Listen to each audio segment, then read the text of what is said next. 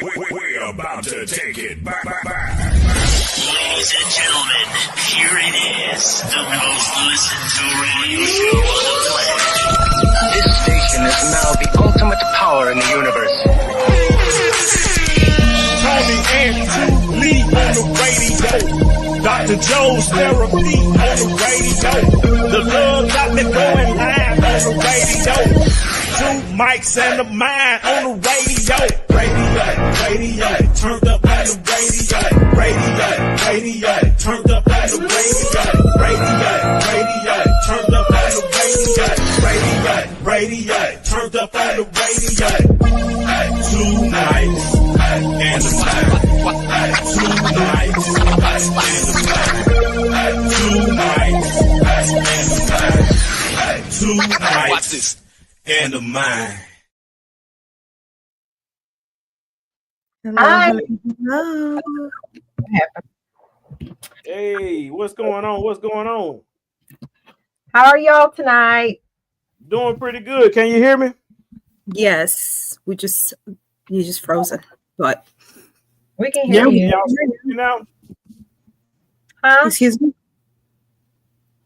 Can y'all see me? I don't know what just happened to my computer. My screen just went out. Oh, yeah, I can see you, but you're not moving. Well, hello, Tilly. How was your day? How was your week? How do I want to answer that? It is Mental Health Month, so when Bueno comes in, if he can check in with us, there is no health without mental health. We're checking on mental. How are you doing mentally, love doctor?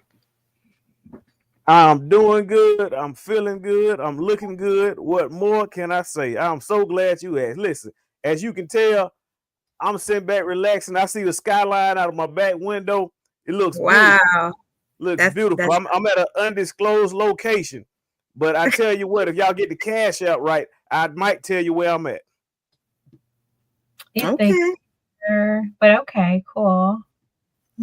Oh yeah. I'm breaking news. I'm breaking news.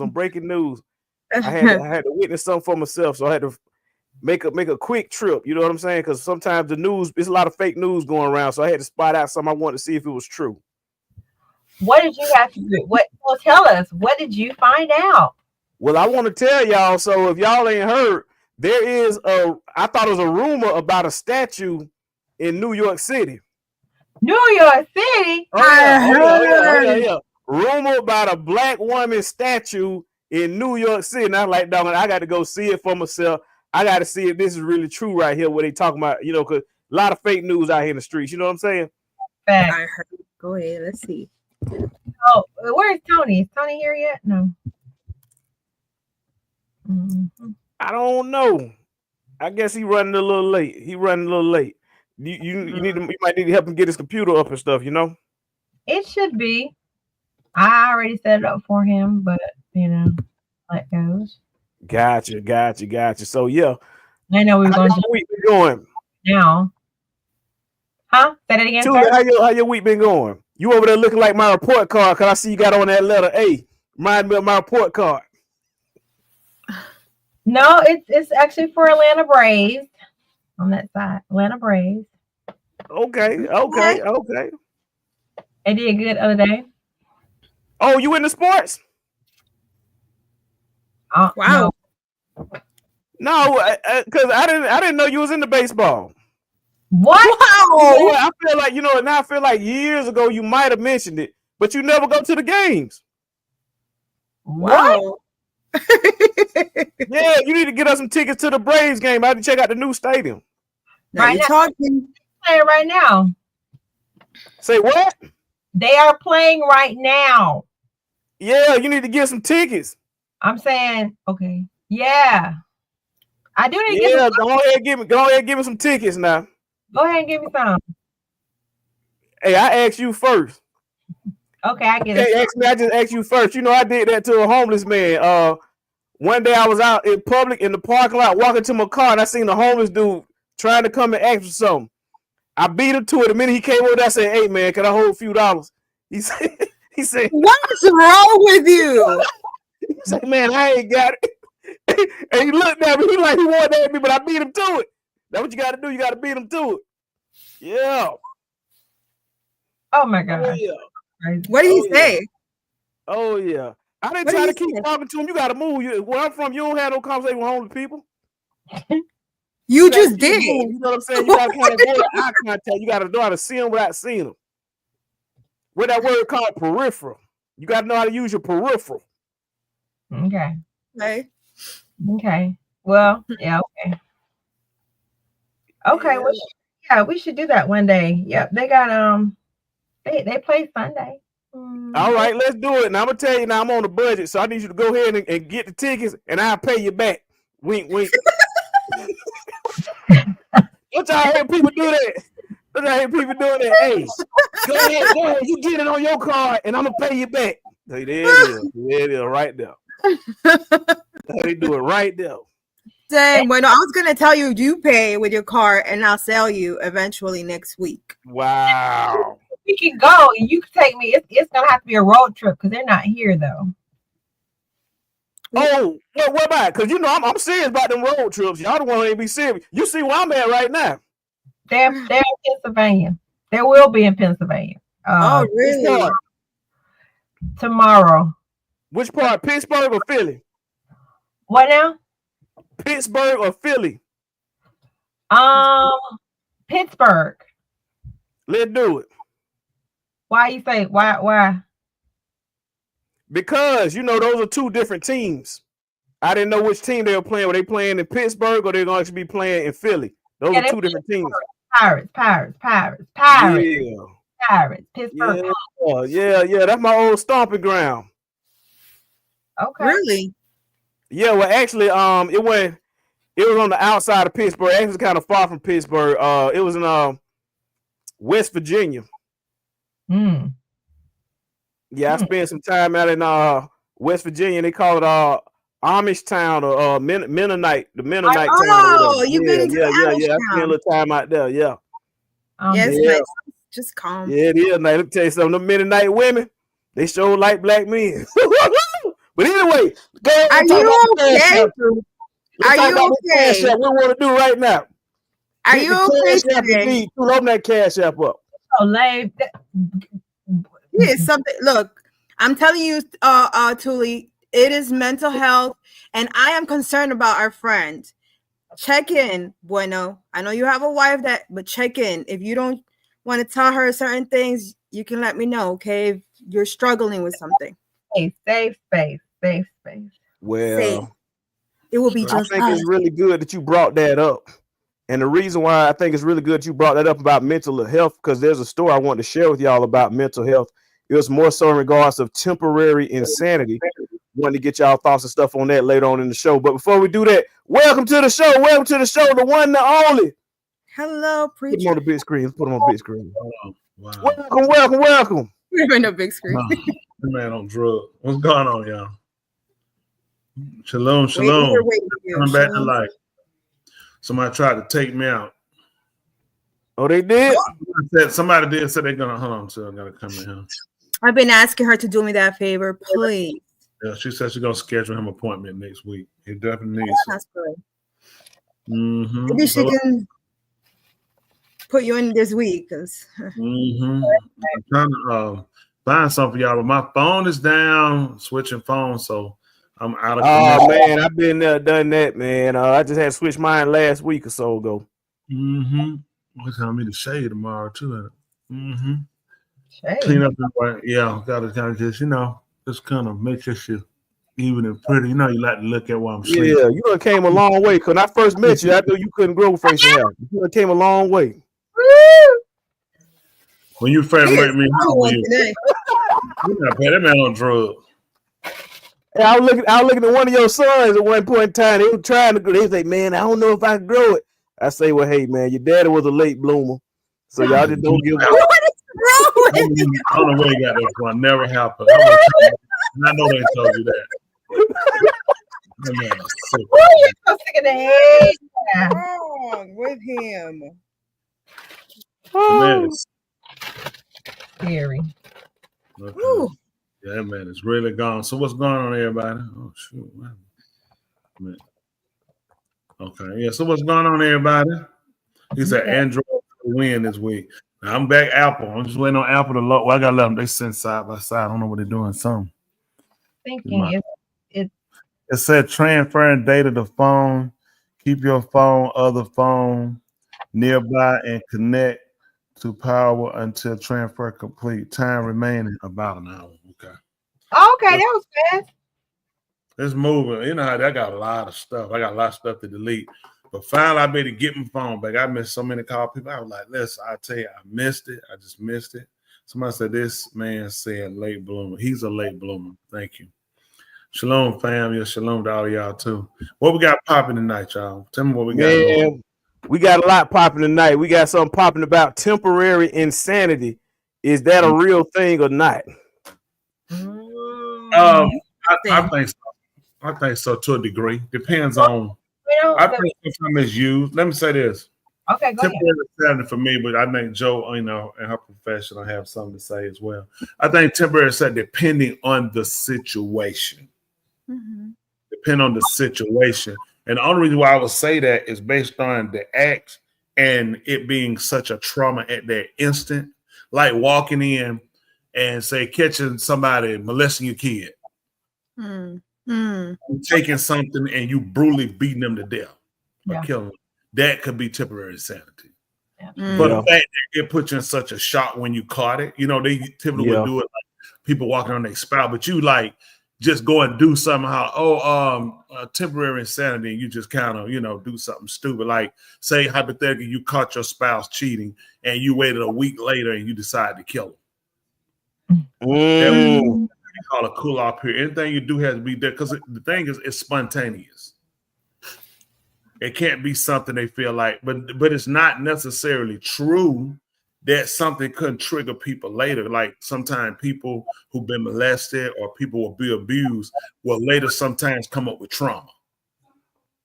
So all rare instances. Now, Joe, her profession, she'll be better to speak on as well. But for me, knowing people, it's not impossible, but then it depends on the dramatics behind what you've done.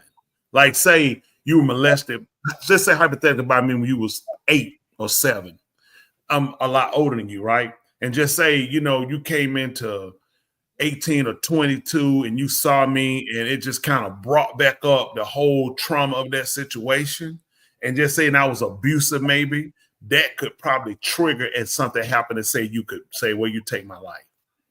You see what I'm saying? So somebody would say that's crazy, but it happened when he was 8, but it hit him when he saw me, 15 years later, whatever. Joe, what you think? What's your opinion? Do you have an example of what you're referring to? Because if we look at what insanity, because I know Bueno asked that question on temporarily insanity. Temporarily insanity. Can I ask a question? Where were you at when I was just talking? I was here. No. I heard your examples, which made absolutely sense. But I'm saying with Bueno, when he's referring to if there's such thing as temporarily insanity, is there a specific example you have? Are you asking? Okay. Yes, there is. Okay. I like to play a news clip where when I saw it, I thought about temporary insanity. Whether it will fit or not, I want to share that with y'all briefly. It's all right if I play it. It's about 2 minutes long. Yeah. Tonight, authorities in Ohio say the man who allegedly rammed his car into a sheriff's deputy, killing him, did so intentionally. The suspect today is the father of an 18-year-old killed in an officer-involved shooting on Thursday. The suspect charged with aggravated murder. Here's ABC's Christian Cordera. Tonight, authorities say the shooting of an 18-year-old captured on police body cam is connected to the death of an Ohio deputy after that teen's father allegedly hit him with a car a day later. Prosecutors say the attack was calculated and premeditated. Cincinnati PD responding to reports of a stolen Kia at an apartment building Thursday morning. 4 suspects then fleeing police. Among them, 18-year-old Ryan Hinton. Body camera shows Hinton fall as he tries to run away. Police say they heard a metal clinking sound they believe was a gun. He's got a gun! He's got a gun on your right! On your right! He's got a gun! As Hinton emerges from behind a dumpster, authorities say another officer firing 4 or 5 shots. The officer says that he saw the suspect point the firearm at him. Yes. Just 6 seconds passed between when police arrived and gunshots rang out. Officials say they tried administering medical aid. Hinton was struck twice and died. Investigators saying this gun was recovered from the scene allegedly found in Hinton's possession. On Friday, a day after that shooting and 2 hours after the Hinton family reviewed the body camera footage, according to the family's lawyer, a driver crashing a car into a Hamilton County deputy directing traffic near a commencement ceremony, killing him. The suspect, authorities say, is Ryan Hinton's father, Rodney Hinton Jr. Hinton's attorney calling the officer's death a horrific tragedy. At his first court appearance today, Hinton walked through a room packed with law enforcement. He's now charged with aggravated murder. With the Hamilton County Sheriff says the deputy's death was a tremendous loss. Hinton Jr. is currently being held on no bail. His bond hearing scheduled for Tuesday. Whit. Christian Cordero, thank you. Okay. What say y'all? Talk to me. So like Preacher said, because insanity is when you're not in a stage where understanding what's going on around you. So that might have triggered him. Like Preacher said, like if you enter to a place where you see somebody's beating someone and you all of a sudden your mind just goes blank and you're not understanding what's surrounding you, or you have no understanding of what's going on. With this man, they killed his son. He might have lost his mental state at that point, and that's why he decided to kill this cop. So there is such thing as losing your mental for a while, depending on what's happening around you. So like Preacher says, if something so detrimental is happening at that moment, it could happen that you lose your mental, or you make decisions that you shouldn't make. So I do believe that father could have acted. And if they do, did they, I don't know, have you been hearing the case, Bueno? Did they say that they're testing him for insanity?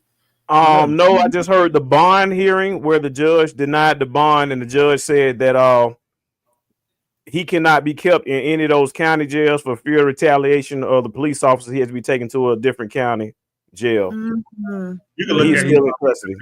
You look at his forehead and eye. They might say it came from the wreck, but I mean, he definitely worried about getting raped in jail right now, because they'll definitely put every end and making sure they'll give favors to people that are raping, that'll cause him a lot of harm.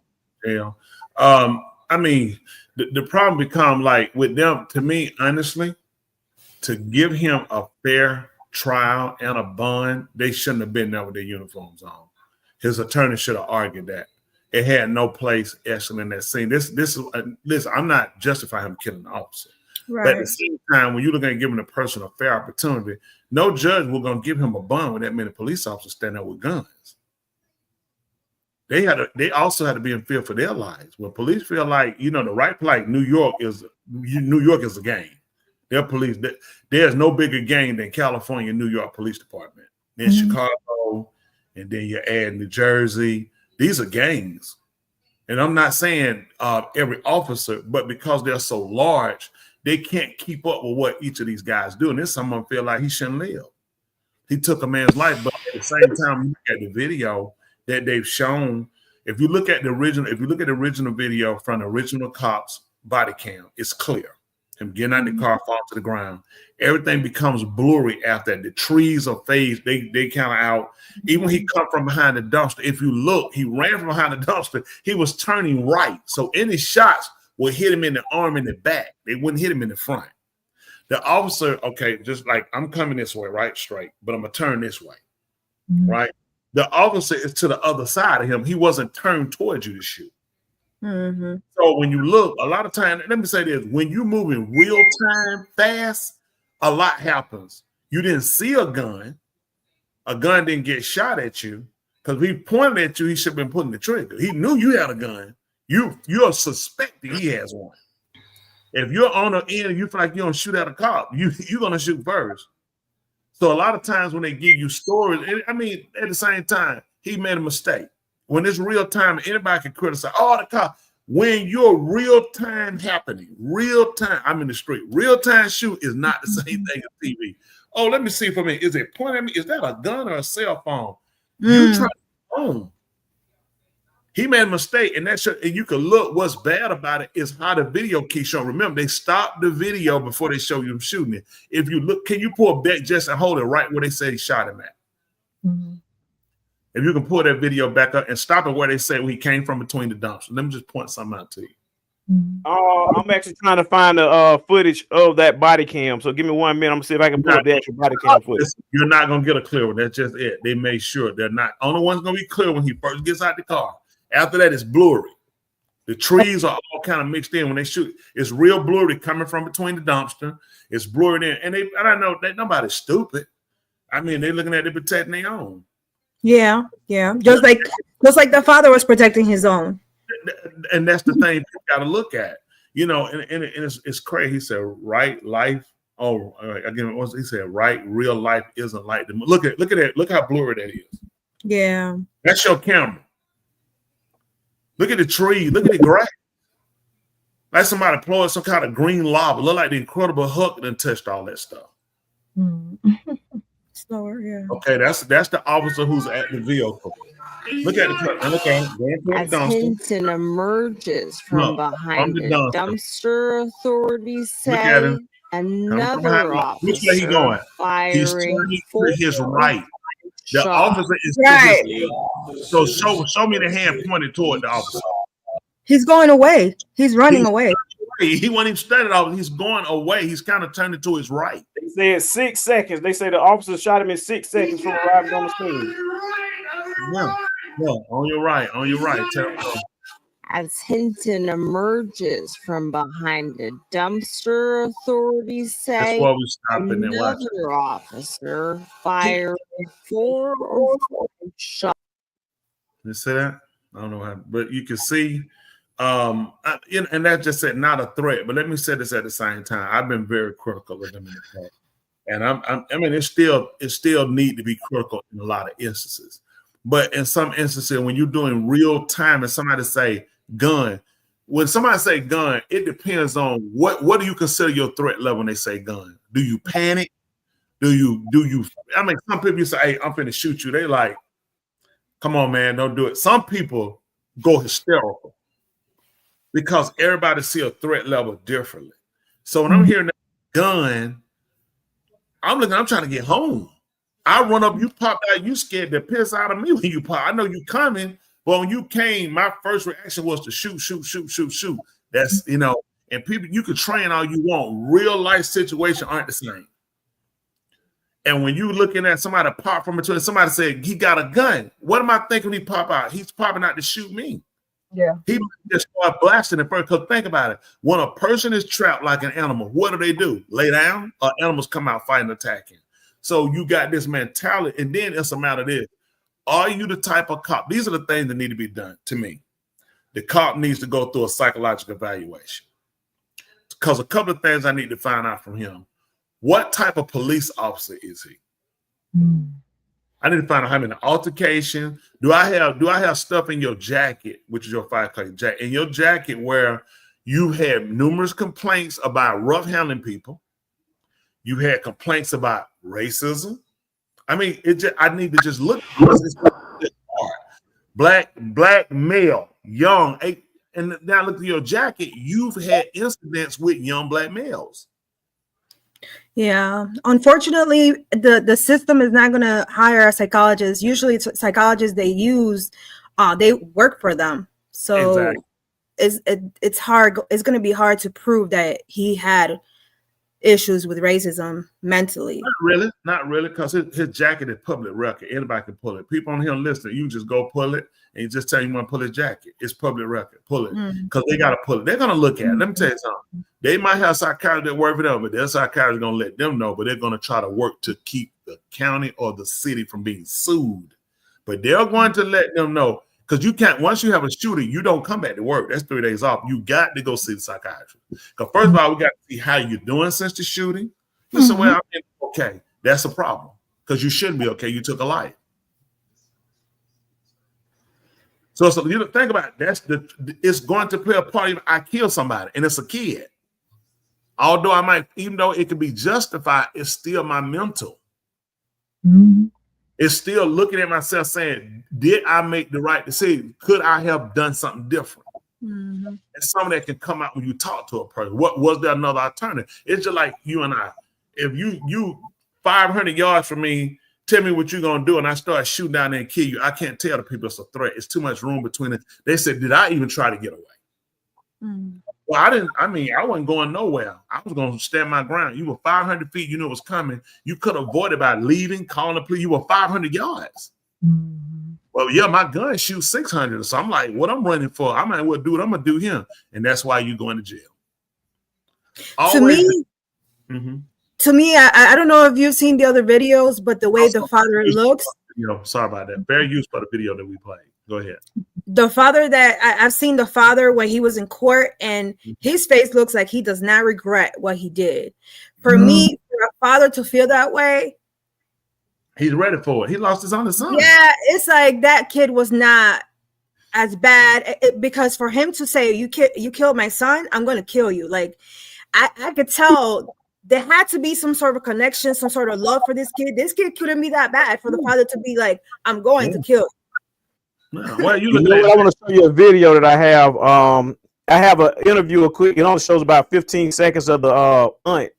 Okay. She's standing outside of the courthouse doing an interview, and it's a lot of chaos that actually happened inside. I want to show that to y'all really briefly to get the audience and to kind of expound on what you're saying too, Dr. Joe. For the first time in this proceedings, the fair use. Not disputing that his fair client use was involved in the crash that led to the death of Deputy Henderson, not disputing the idea that it was an intentional crash, but instead saying it was his emotional state that led the him video to is not moving in this manner, saying that he was responding emotionally after seeing a video of his son being killed by an officer from a different department. That's something that was backed up by a family member who I spoke to after that hearing about the mental state and demeanor of the suspect, of the defendant in this case. Listen to a little bit of that conversation. I can only imagine where you felt when you seen that video. Because when I finally seen it, and I watched that video from the beginning to the end, and watched my nephew drop the way he dropped, it was like my soul left my body. Robert Hinton, he pleaded not guilty in that courtroom. We can expect an updated plea to come once an indictment is officially filed. So what y'all think more so of that perspective of what the aunt was saying? I mean, what she said is what we all saw too. When you relate it to the person, your emotions are going to definitely be a little higher. And for us, I think for what they would call, so-called blacks, for us, we see it every day. And it's because, when you see one, it's like 1,000. Two is like 1,000,000. Three is like trillions. Because you see the same story every time. And it's not a new story. It's a story we've seen since the early 1900s. You know what I'm saying? Constant killing, brush it off, pass it off. It is no big deal, but that's somebody's child. I think when people police it, from my standpoint, not being a police, it's important to remember if you got kids, that's somebody's child too. And I mean, it's a lot you got to bear because you carry responsibility of trying to keep people safe and yourself safe, and people can't keep themselves safe. And you're charged with trying to save people, crowds of people, good or bad, and yourself. So it's a lot. Then you got to write tickets. Then you got to do traffic. There's a lot of transition. If you look at a lot of cops, a lot of military are alcoholics. Yeah, I mean, look, you go straight from a fight. You just got through fighting 3 people. You got a call to go cause just something is simple. Years ago, you remember women would call the police and the fire department because the cat was in the tree. This year, I remember that, the fireman. Yeah, call the fire. People call the police, believe it or not, because they can't cut their water off. Like they cut their water, they call the police. So the police get a call, and you like, 911 divert the call now, just like, no, we're not taking it. This is just too much. But again, a couple of things need to happen. We won't bring back that father won't be acquitted, unfortunately. On that, he needs help. Hopefully they put him where he can get help. The son we can't bring back. The officer life that's lost we can't bring back. But we can learn from this situation, from these 3 tragedies, and put together a scheme that makes us all look better. One is the way we rear our children. It starts at the home. We do. Those is moral practices we have to put in our homes. And we have to teach our kids accountability. When you say, I'm going out here, I'm going to steal cars, I'm going to go out here, I'm going to be snatching stuff out of stores, and I'm going to have a weapon. Well, you got to understand, when these people find out, they're going to call the police. When the police come, the police aren't looking at, oh, man, I'm finna go here. This somebody's child going to be here. This somebody's nephew. This somebody's niece. I'm hearing the call of the plea of a person saying, I am a victim. Help, help. And that's how I'm coming. So when I get here, if you got a gun, a knife, you moving fidgety, I'm trying to secure this person's safety, get them their property, at the same time, secure myself safety. And I got to make some decisions in the course of this. Do I find you to be a threat that I need to put down? Is this a situation where we can rectify this here? Nobody goes to jail. It's a lot you put in one person's hand and you say, listen, you supposed to know what you charged me to do. I decide whether a person go to jail and wreck their life. I also decide whether I shoot you or tase you or I pepper spray you. So then I got to worry about the backlash when I make a decision and other people don't agree with it. But you got to remember, I'm looking at it from my eyes. Had you waited 2 more seconds, in 2 more seconds, my brain's been blown out, and my wife would have been on this video, and her and my kids would have been crying. So I say that not to cover for the police officer, but at some point we all got to sit back and look at where do we drop the ball. And like my parents were good parents. They never taught me to steal or sell drugs. They weren't drug dealers or thieves. I chose a path on my own. I just happened not to be incarcerated for millions or thousands or hundreds of, years or whatever. I just happened not to be murdered behind, the deeds I've done, but those deeds could have gotten me killed. So now when you look at these things happening, you have to really look at how much we have to start putting back into our kids, since we know what the system is. We know what the outcome is. And I don't think there's enough conversation with us and our kids about it. As y'all know, with our young people at the way of y'all, I come straight down the middle with them. I tell them flat. With my kids, I didn't do a lot of it because it wasn't a big deal to my kids. That wasn't what we saw, them radiating from them. And I appreciate, the fact we never had to go get them from jail or anything like that. I appreciate that.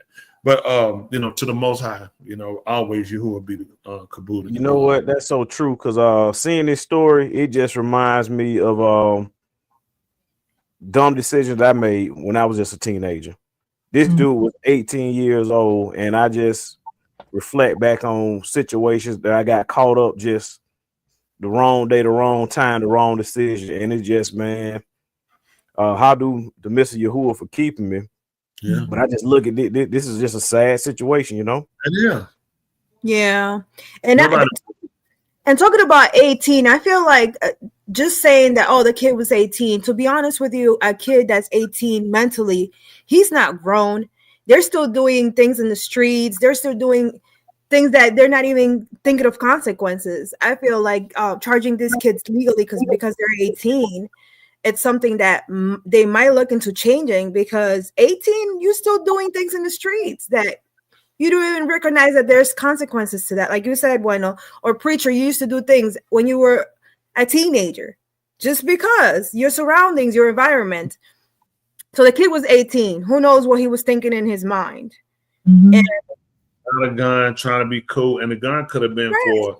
We felt like I'm in a city. Ohio is a rough city, especially since Cincinnati is a. Oh yeah, I used to work in Cincinnati. I know that place. Actually, that place he's at. That was actually nice there. He's right there on University of Cincinnati campus, but it's right.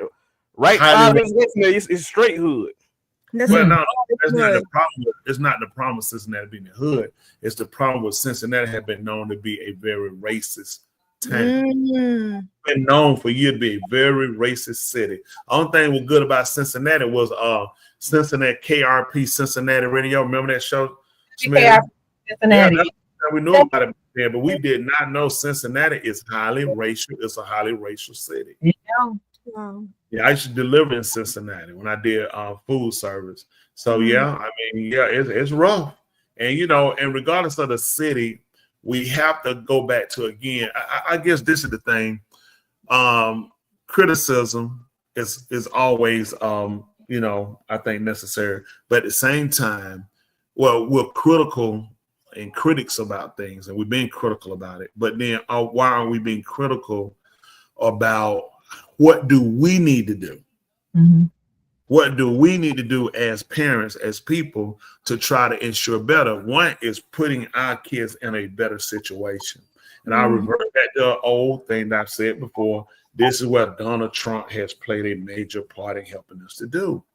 Why people hate Trump, I don't hate Trump. I disagree with a lot of his decisions.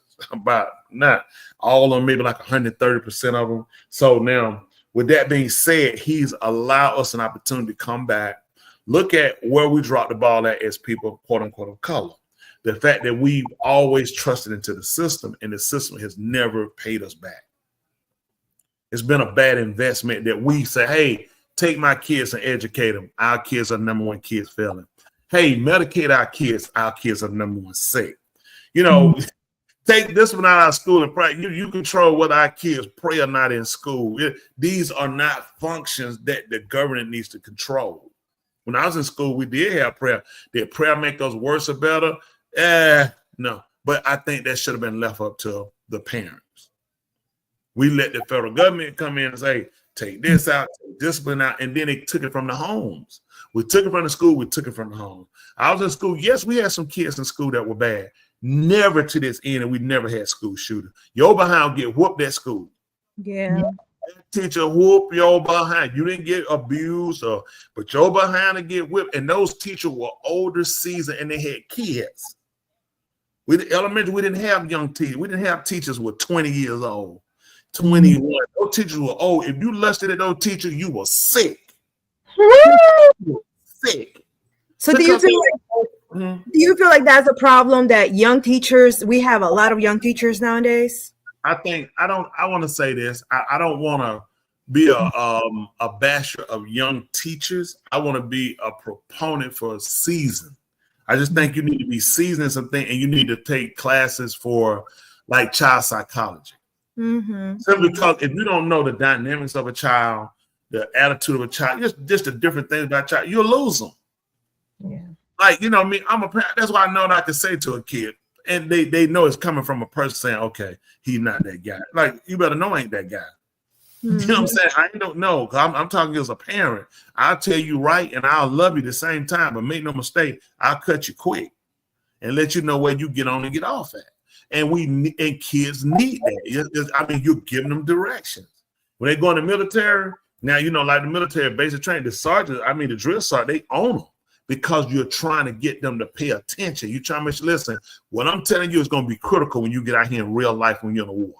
So I'm not going to pansy around with you. When you get out here, you got gunfire over your head, you seeing people fall down and die, and you got to still keep going. You really need to be paying attention. You don't need to be distracted by nothing.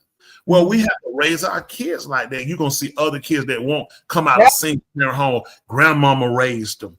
Auntie raised them, and she was on crack or drugs. So you don't need to be able to stay focused and not say, oh, you know what, my friend been molested, that means I've been molested, so I'm going to act like I'm molested. No. You will conduct yourself as such.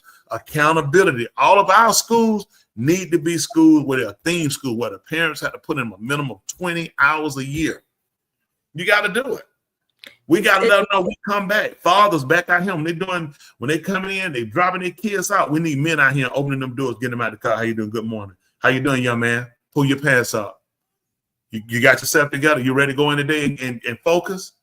Yes, sir. Yes, ma'am. Whoever they're talking to. And no, we got to get them back to respecting people. How you? Good morning. Good morning, Miss Such. Good morning, Mr. Such. We had to do that. We was You had to talk to your team. You had to say, ma'am, yes, sir, no, ma'am, and call them by their name. You know, Mr. or Ms. in the time. Now, I mean, I don't know what they call it, punk, whatever you might be, they might call. We've lost it. We have lost it. He said teachers won't dread like now. Look at them, mini skirt, perfume smelling up the whole class, tits at the top. I mean, the only thing covered is the nipple. It's the girl, all she got is 2 dimes on her nipple, and the nipple's bigger than the dime. So it's like, you know, the kid can't learn like this. Then she laughing. Other teacher come by class, they laughing in the doorway playing. And then y'all cry. You're unfocused. It's bad. You gotta get out. It ain't every educator, because a lot of educators doing their job, but they have frustrated and flustered so many educators to just get good educators are walking away from the business. Yeah. Let kids hit the teacher, and the teacher can only just keep them from hitting and restraining. The teacher can't hit back, or they fired. Did y'all see this? Did y'all answer this right here? I'm saying, no. What's the backstory to this? Why were the police dispatched to the scene? He probably could pull it up and find that. It's like stole a car. Stolen car, but then somebody put I was looking through, so I didn't get to see it. There was somebody trying to say the car wasn't stolen, but I don't believe that. Don't make sense to jump out and run unless you thought it was something else that was coming for you for. But somebody trying to say maybe like the car wasn't stolen. I seen just a top. It could have been clickbait. But from my understanding, it was a stolen car. They were chasing them. He said, I'll look it up later. Now, also, Andrew is talking about while he's looking at Chavez. As a Chavez, have you heard about the teen in Virginia being shot at 3 a.m. during a TikTok challenge? Oh, my goodness. See, that y'all know how I feel about kids and social media. I mean, it's without saying. That's all the people on here watching. So I mean, they don't see no harm in these kids on social media because their kid ain't got a job, can't pay bill, barely watch. They got to tell when to watch they behind, but they know how to manage social media. I'm just blown away with this stuff. The intelligence of kids now, it just blows me away. They got a cell phone that other grown people have that go to jail for stalking, calling, texting people, but your kid better than them. I just never seen this before. Well, we actually believe that kids are smarter than adults. When you see these parents do what they do, they are correct. The parents are the dummies. That kid is smarter than me. Bring your kid. We're gonna do a test and see. Let's do a test to see if you smarter than a 5th grader. I want to see if 5th grader smarter than me. You bring your teenager, your 12th grader, whatever you got, your college kid, and I'm gonna show you your kid not smarter than me. There's no way possible. They don't even have experience. A lot of your education is not just what you read in book, they don't pay. It's experience. It's things we've gone through, we lived through. It's people we watched around us fail behind doing these things. You can't get that in a school. Yeah. I graduated from the school of hard knocks. Your kid ain't doing nothing. Very true. Nothing. I ain't impressed with you. None of these kids impressed me. I don't know why people are so impressed. You're a kid. My kid got all A. They should have. They ain't got no job. What else they doing? Right. Eat, sleep, and mess. What is he gonna do? That should be normal. Yeah. Your kid ain't doing that extra. Yeah. All right, what is that? This might show some of the backstory. Danielle, what did that video show? Fair use, YouTube. Yeah, Stephen, this all unfolded very, very quickly. We're talking about 6 seconds from the time that officer got out of his vehicle until he shot and killed that armed suspect. So I want to have you take a look at some of this video as I explained to you what Chief Fiji broke down for us today. So she said this all started with a stolen Kia out of Edgewood, Kentucky that was spotted at the complex on Warsaw Avenue. When officers arrived, they saw 4 suspects take off running. Fiji said officers took different suspects to follow. One suspect was armed with a gun, and at one point, with officers saying he did hit the ground and that gun hit the ground. That person then ran between the dumpsters, and officers yelled out that. Oh, sorry. First of all, the gun was tan. Now I'm looking at a black gun. I want you to just look. Let's look at that gun. I want you to go and you'll look at some other scene. The gun was not black. And at one point, you see that? What color is that gun? Black. Firearm recovered from vehicle. That's different. Now you see. Now hold on for a minute. It said recover from vehicle. They just showed you a clip laying in the grass. How did you recover that from a vehicle when you just showed me some in the grass? Because you're making it look like this is the gun while he got shot. Preacher. So that's the one that was in the vehicle. Now there's another gun that was out there in the grass. It was. Can I back it up and play it again real quick? Yeah. Broke down for us today. So she said this all started with a stolen Kia out of Edgewood, Kentucky that was spotted at the complex on Warsaw Avenue. When officers arrived, they saw 4 suspects take off running. DG said officers took different suspects to follow. One suspect was armed with a gun, and at one point, with officers saying he did hit the ground and that gun hit the ground. That person then ran between the dumpsters, and officers yelled out that that person had a gun. Another officer who was chasing another person at the time came in contact with that armed suspect, and that's when that officer fired off 4 to 5 shots. That man was hit twice and then was given medical care right away, but he did die. Officers did find a gun on him with an extended magazine in another in his pocket. Found that gun and another one in his pocket. Yeah, they said it was 4. It was a total of 4 people. Okay, I heard her say a gun. Then she said she found one in his pocket. Magazine. Yeah. It sounded like that. Yeah, they did find one in his pocket. Magazine. Let me back it up just a little bit. Right, I think it's right around. On her too. I know that's the picture of the one in the magazine on the ground. One point with officers saying he did hit the ground and that gun hit the ground.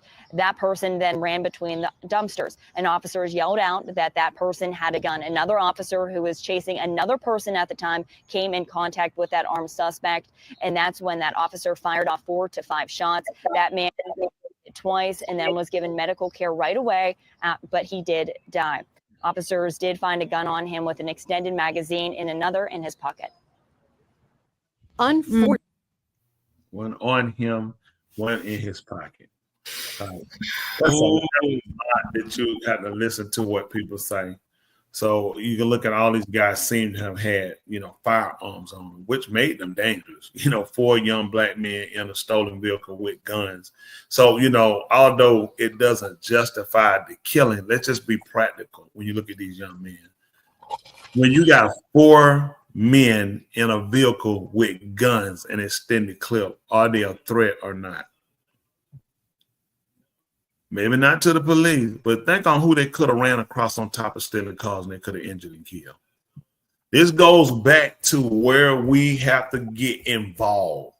Our kids have to start learning the consequences for your situation, for your actions. Think 4 young men in a car with guns. What else could they have done? That's all they were going to do is just steal a car. Extended clip. It's looking bad. I ain't trying to justify that. Let's just be practical.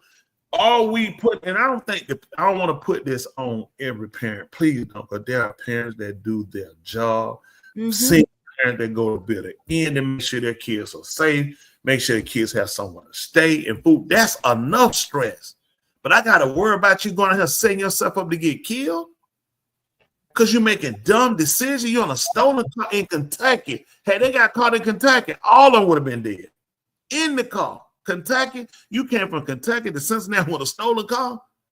Ain't nowhere in Kentucky safe. Nowhere in Kentucky safe for black people. Nowhere. Really? No. Are you serious? Kentucky? I was just there, preacher. Okay. And what you thought? And how they treated you? Oh, it's I could say it's racist. I could say it's yeah. You had this conversation? No, sir.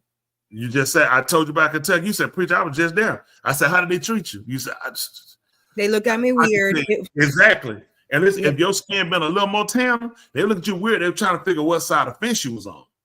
They were wondering what was I doing because I went to a small airport where it was, I would say 95% all white. So they were all looking at me wondering, what is this Hispanic girl doing here? Oh, I assure you Hispanic girl ain't what they said. I can assure you they ain't what they said. Right. And obviously my head is wrapped, so Yeah, it feels weird. Yeah, this is the first time I traveled to that airport, and it felt really weird. I would say it's a racist state. Yeah. Let me tell you something. I lost nothing in Kentucky. Been through that. West Virginia, Tennessee. I lost nothing. Absolutely zero. I need to go back for nothing. Okay. Big Cookie said maybe they wanted to see if I had papers. Actually, they did give me trouble, but it was in Atlanta. Oh yeah, at the airport. Want to make sure you had the ID. Yeah. You have to travel with the live ID now, and I do have my live ID, but because everything, the regular driver license, right?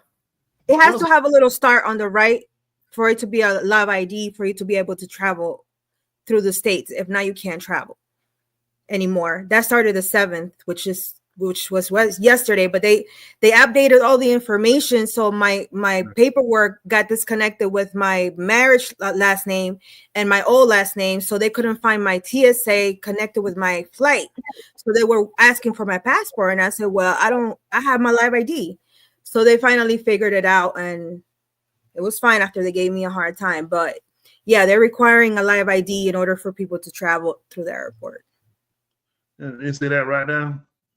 Kentucky, they have a weekend to shoot every gun on tanks. Saw it on TV, no blacks in sight. Yeah, I mean, you got blacks that live there, but they know what side they bread butter on too. Mm-hmm. I've only been in Lexington and Louisville, so I don't know the other part. So I used to actually live there in Cincinnati, and I'm very familiar with it. It's actually borderline Kentucky. So it's very much so racial, and it's actually right there in the heart of Cincinnati. It's where they have the Harriet Tubman Museum. It was considered the Underground Railroad, where you would actually they were considered free, quote unquote. It's very, very, very segregated. It's very, very racial. Yeah, I agree. Racist, not racist. I mean, it's terrible. I mean, it's again, I gotta blame us as people of color for we dropped the ball as far as we they told us we could drink out that water fountain, you could pee in that bathroom, and you could sit at the counter, and we made it. We said we made it. That was it. And then we find out in 2025 you hadn't made it. You finna get back to the window in the back of the restaurant. You finna get your kids out of their school. That's what they're doing. That's why they give them money to pull their kids out. Everything you work for, they show the years of March. They don't talk to me about no Dr. King. Shut your mouth. Mm-hmm. He was a starter, proponent trying to get things moved. He had a voice to do it. We dropped the ball. We fell asleep. We left it in the hands of cruel men that they paid off that sold us out. Mm-hmm. Look, everybody with Dr. King, name me one person who marched with Dr. King that is financially strapped that you know of. Everybody is rich. They wind up procuring positions from congressmen, senators, mayor, just everything, Supreme Court. These people dropped the ball. They own organizations that pay them millions. They pay $90,000 a month in child support. Who can afford to pay $90,000 a year in child support? Mm-hmm. $90,000 in child support. How much money do you make? These folks are pastors and don't have churches. So how do you get your money? The congregant's not paying you. How do you get your money? Mm-hmm. I go around and tell lies on Dr. King. Dr. King, I'm a proponent. Dr. King, I stand on, was set up by the people with him. They were paid off by these other people in this system to take the man out. And look at where we are now, right back where you started. And you know what? I'm glad in a sense, so you'll get your head out there behind and start making your own way. It's not white people's responsibility to take care of it. It's not white people's responsibility to make sure our kids get educated. It ain't white people's responsibility to make sure we get health care. They don't count on us to do it. Don't count on them. It's time for us to make out. We have too many physicians of color. We have too many. We got too many people of color. Supposedly they have their own colleges, or their own schools to educate. We can do it ourselves. Most of the educators we have are black. Mm-hmm. Why do we keep depending on these people? Then we argue and fuss with them. Cut the energy we waste on these people. Make our own way. That's it. Mm-hmm. We don't need Publix. We don't need Big Lots. We don't need none of these people. We make our own way. It's now the money we waste with these people. They don't respect us. People who respect us and respect other people will join in. I assure you, our grocery store, our clothing store will not be shot by just quote unquote blacks. Other people, whites that believe in fairness, Hispanics, other people, it's gonna be too many of us. They mix all of us up. We're all a part of the human race. If they don't want to participate, let's stop supporting them. Yeah. Quick, it's not hard. What are we fighting? What you arguing for? Yeah. Go back, you in, go back, you niggas. Go. That stuff don't move. We done heard enough of it. Listen, if you don't, it's niggas. Learn how to say it. If you want to call me a king, call me. Say what it. Why we've been fighting what we are. We are emperors. We are kings. That's what the word is. First thing I want to do is grab it up. Listen, they have taught us. We are so dumbfounded.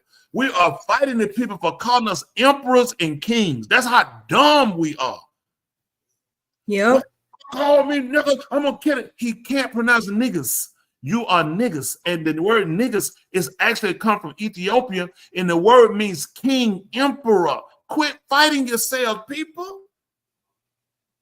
You my niggas. You're emperors, you're kings. Start acting like it. Yeah. We're just in bad shape. The Justice Department entered a decade-old school desegregation order. Others are expected to fall. Listen, I'm not upset. Why am I upset? You ran your kids and marched your kids and told them to take off their marching shoes and put down their weapons that we made it. And now you're stuck. You throw your shoes away and put your weapon. We ain't talking about weapon fighting with guns, but we got to weaponize ourselves mentally, weaponize ourselves to where we start. It was a time, you know what? We went into a restaurant. Let me tell you something. I know this. We were not eating from these people. There were places, let me tell you, growing up, our parents didn't eat. Listen, you know, we ate out. Friday night, Saturday. Sunday, you eat home. Monday, you eat home. Tuesday, you eat home. Wednesday, you eat home. Thursday, you eat home. We only ate out Friday and Saturday. We didn't do that stuff. We didn't look at, every day we eat from these people. Justice Department in civil rights era, school desegregation order in Louisiana. Talking about the same place where a lot of this stuff started? Come on. Got another man king that sounds sweet. Well, I mean, the thing is, again, you got to educate. Ask yourself this, Robert. Wow. The thing becomes this: we have to educate people to get them to break away from themselves. What? Look at this. I ain't justifying for. I believe in a man being a man, a woman being a woman. If we don't educate, we have to educate at the same time. We got to demonstrate.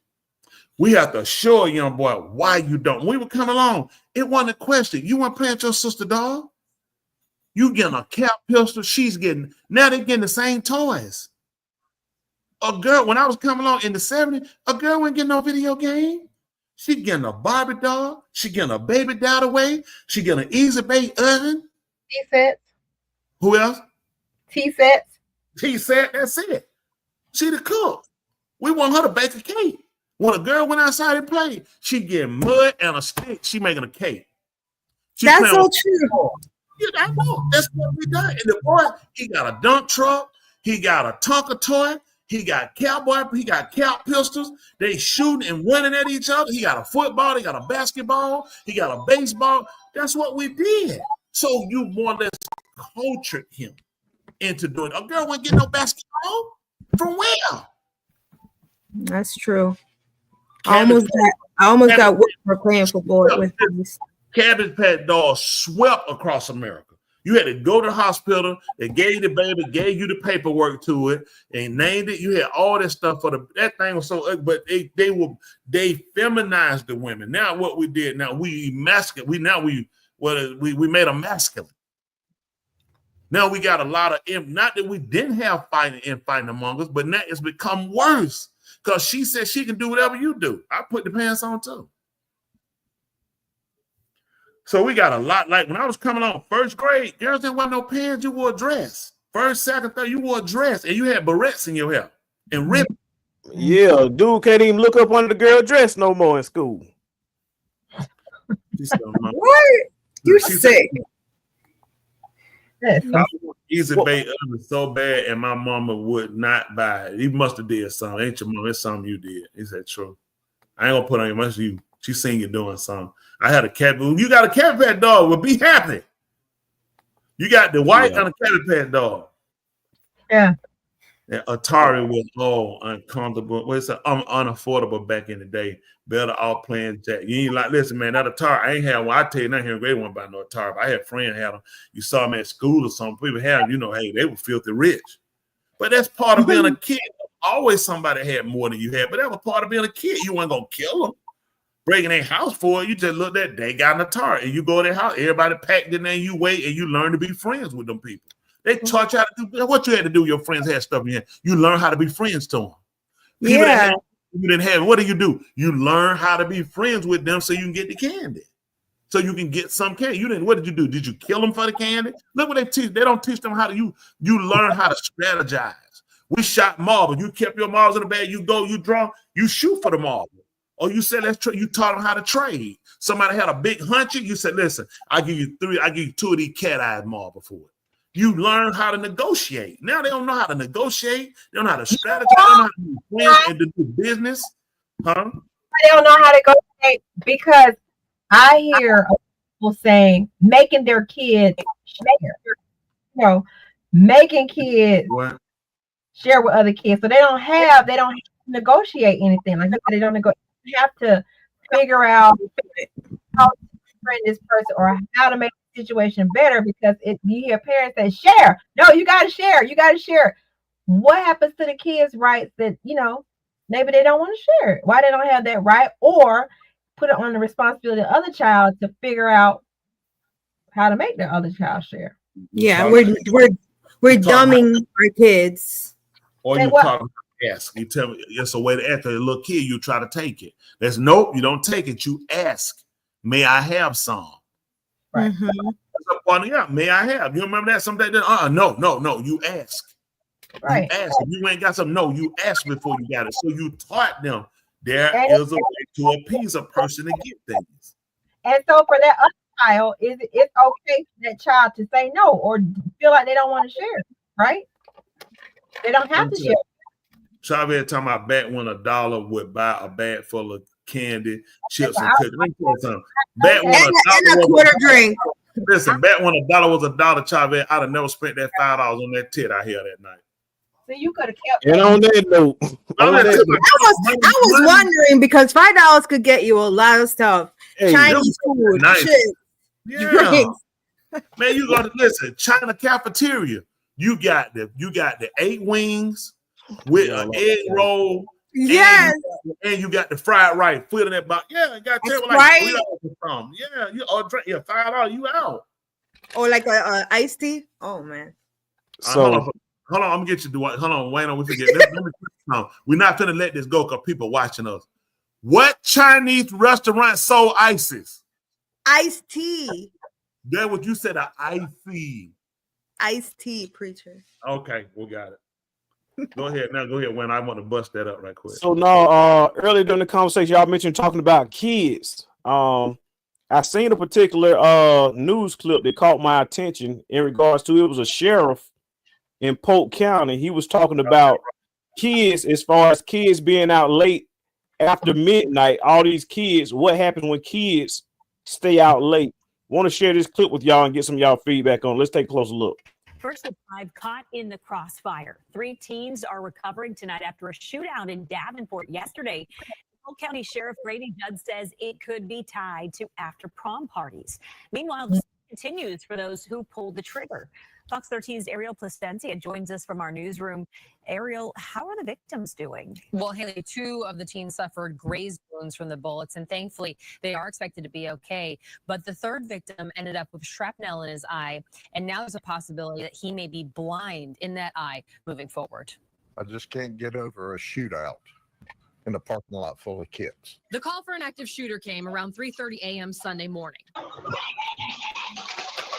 Polk County Sheriff's deputies responded to the Azure Resort, a Davenport condo complex that includes short-term rentals. And in the parking lot, there was loud music and a party, and an argument may have broken out between 2 groups before shots were fired, Sheriff Grady Judd said. They were outside standing up, shooting back and forth. Sitting in a car in the crossfire were 3 Osceola High School students who had no criminal record, were not troublemakers. They were just where they shouldn't have been after midnight. Investigators later recovered 33 shell casings and 3 firearms, including an AR-15 from the scene. Judd said he believes there were at least 3 shooters. And Fair now use, YouTube. They will shoot again, and they may have shot before if nobody's telling on them, if nobody's helping us identify them. More overnight security video shows a large crowd of teenagers moving around locations in Polk County, including a Wawa. Investigators are now looking into whether this Polk County shooting is possibly connected to post-prom parties in Osceola County. Osceola broke up a big party after prom party. And we know that there was at least a gathering in this complex. On Monday, Judd encouraged short-term rentals not to rent single nights to kids. And his message to parents is to always know where your kids are. If they want to have friends over, have them at your house where you can supervise and know where they are.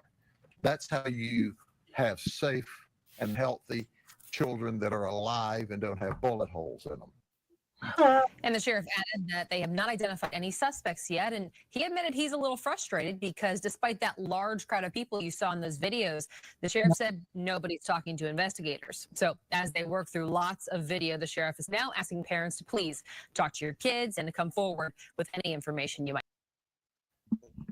You know what's bad? That same police is the police chief that spoke, if I'm correct, when they had that shooter that got Julio in Jacksonville. They went down to Tampa. Clearwater's down by Tampa, so he might be a sheriff. Polk County sheriff. Yeah, Polk County. Yeah, sheriff. It figured because he spoke during that shooting of that rapper down in Jacksonville. They shot up at the hotel.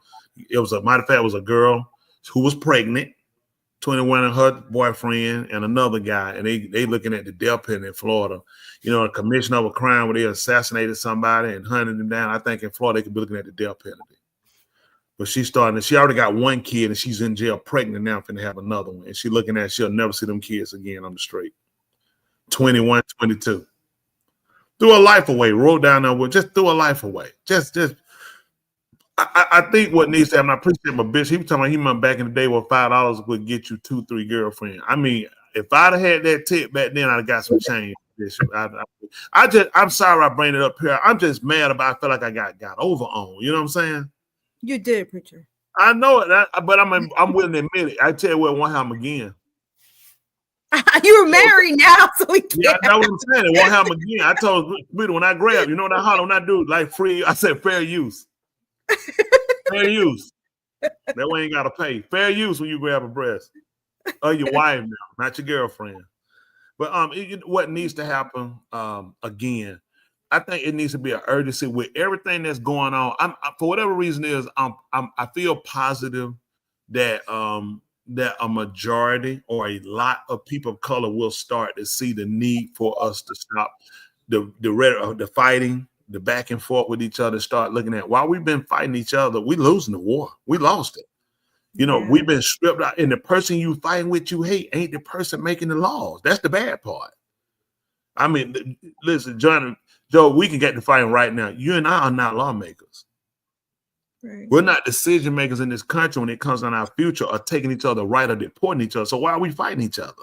The people that say they want to export, and listen, I'm for people in America having first dibs on jobs and everything. People say, I am.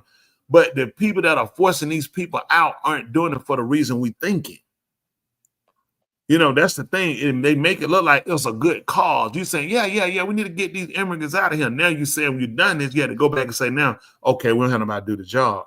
We should have set up better means. And the people, this is the thing, now, when you have people of color here, let's get these Hispanics out here. Okay. These same people that brought them in, now let's get them out, were the same people that want us out. Yeah. So now they got them out. They saying, and you know, Trump told us, but nobody caught it. He said, these illegals are taking black jobs. Remember, people say, what are black jobs? He said, blacks, they don't have their jobs. And you know, nobody, I've been with you, I didn't pay him a whole lot because I never had like no confidence in my whole end. That was offensive. I didn't pay him. This is why I'm telling you why it's not offensive. To be honest, he only speaks the rhetoric of the people that he's with.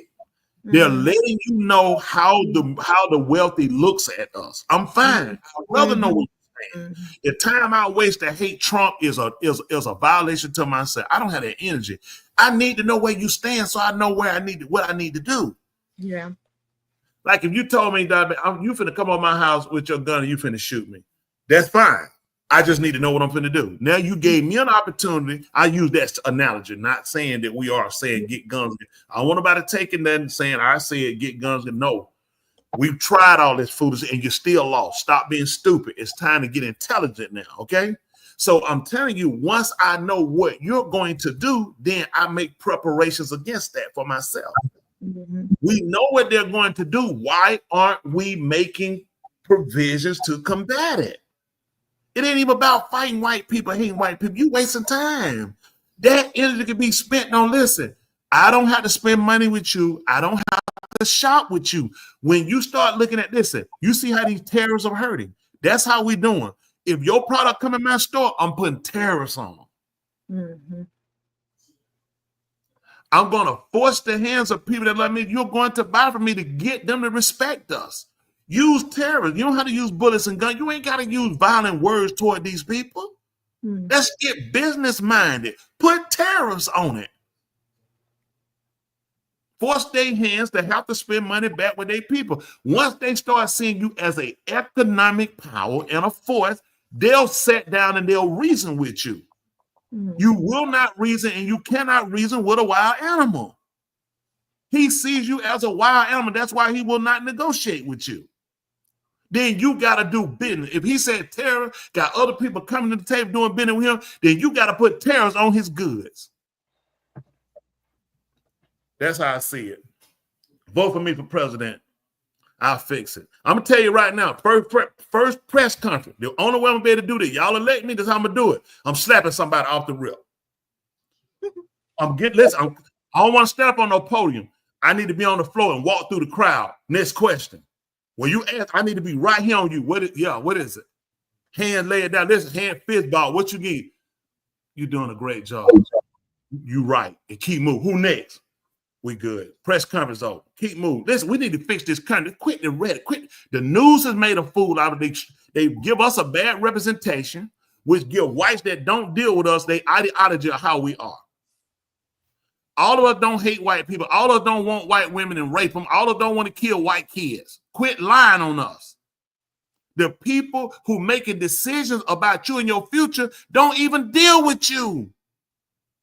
So they're dependent on the news to get them their information just like you. All right. I don't complain enough. Well, since you done turned the conversation, it done got a little very important. I totally understand what you're saying, but what you're saying leads me to think of a story that recently happened, I think, in the past week or so, in regards to a young lady at the playground. She was an adult, and some comments that she made toward the kids has now gone viral in a video I want to show with y'all briefly. I think this might play a role to, perception, how they view us on TV and things of that nature. Let's take a closer look. A mom called an autistic little boy all kinds of slurs, and she needs to be outed. I'm going to show you the video, and wait till you hear what she's done after this. Did you call the child the word? It is my business. You call him a. Okay, why don't you have the boss to say it right now again?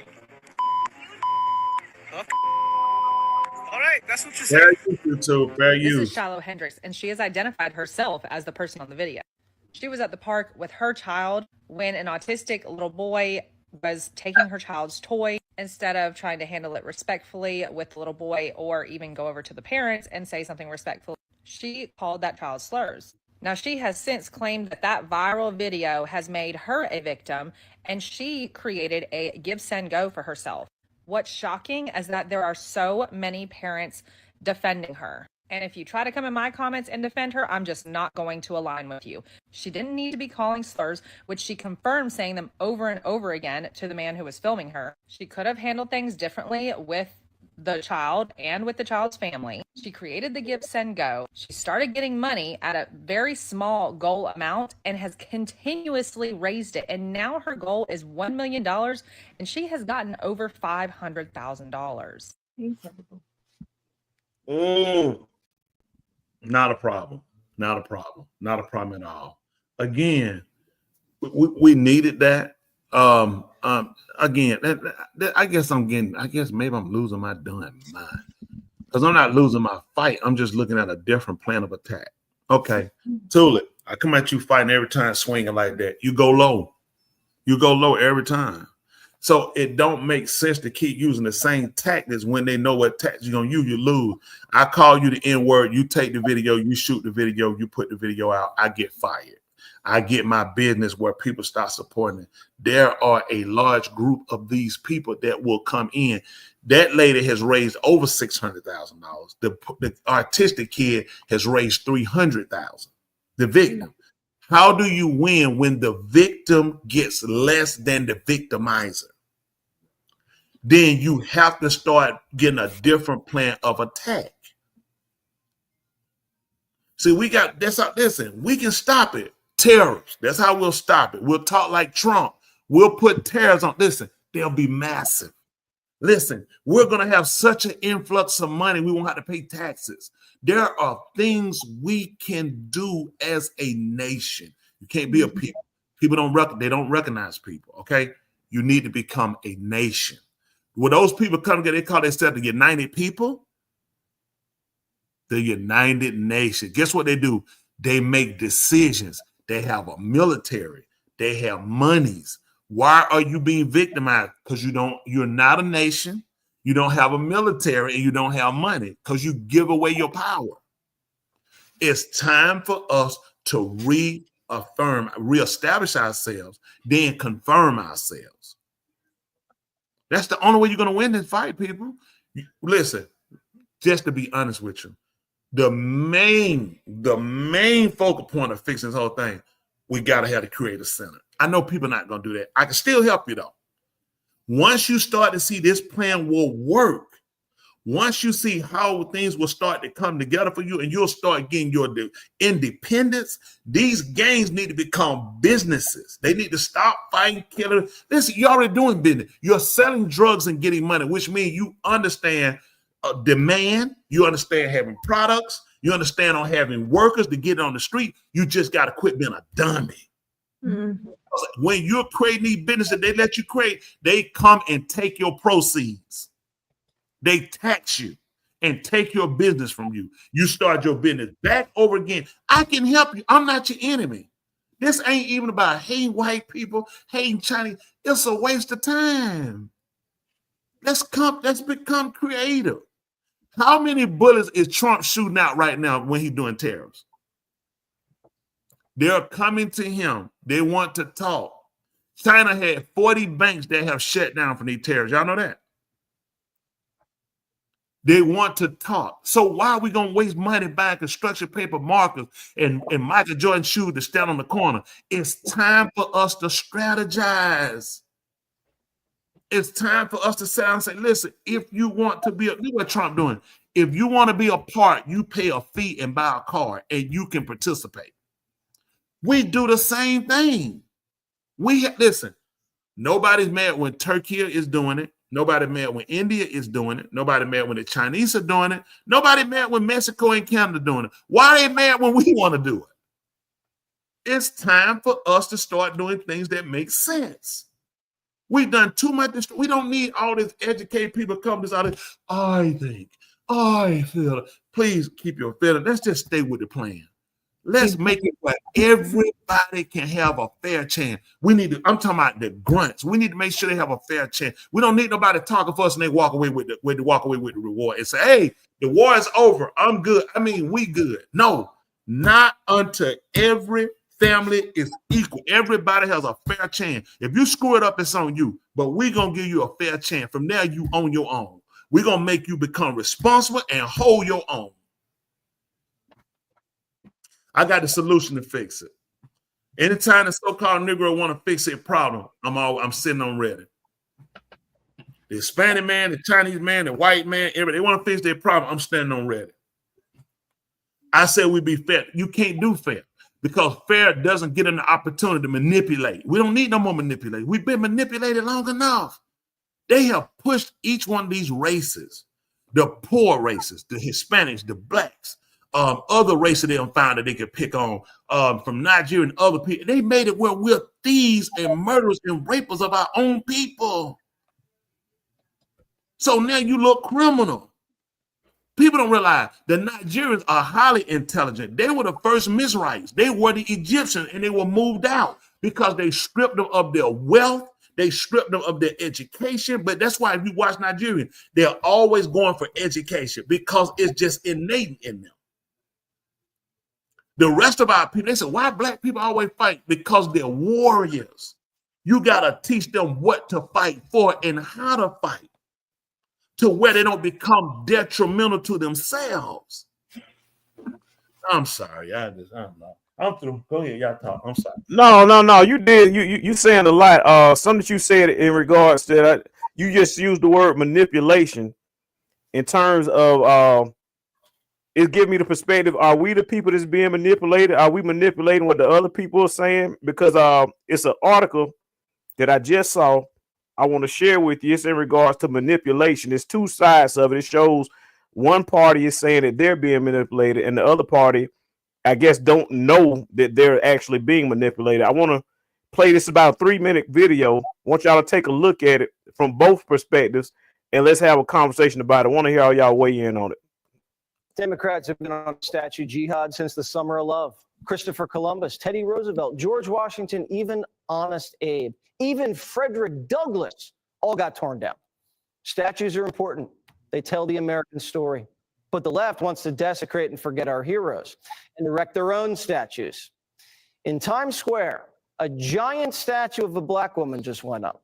And when I heard about the statue, I was open-minded. American heroes come in all shapes and sizes.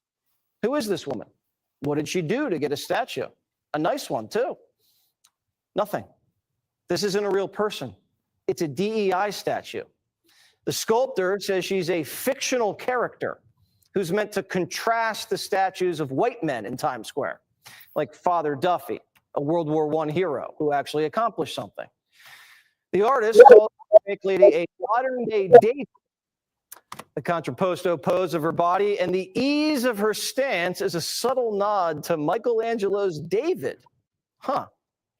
David was a celebration of the human form. Not sure what this statue is celebrating. If you were going to put up a fake statue, why not make her happy and healthy? Not slap a big scowl on her face and her hands on her hips. This is what they want us to aspire to be. If you work hard, you can be overweight and anonymous. They don't like real statues because it reminds them of our society's merit-based system. They want a society based on equity, where achievement isn't celebrated, equal outcomes are. So they celebrate mediocrity instead of triumph. Our nation has hundreds of statues honoring Black Americans. Education. Harriet Tubman, Duke Ellington, Jackie Robinson, Rosa Parks. We could go on and on and on. But they've built a statue in Times Square. They could have done it for Michelle Obama or Kamala Harris or Oprah Winfrey. Usually you have to earn a statue. I'd give one to Jalen Brunson. He's carrying the Knicks on his back. Anyone but a fake lady. So what does New York think about the DEI statue?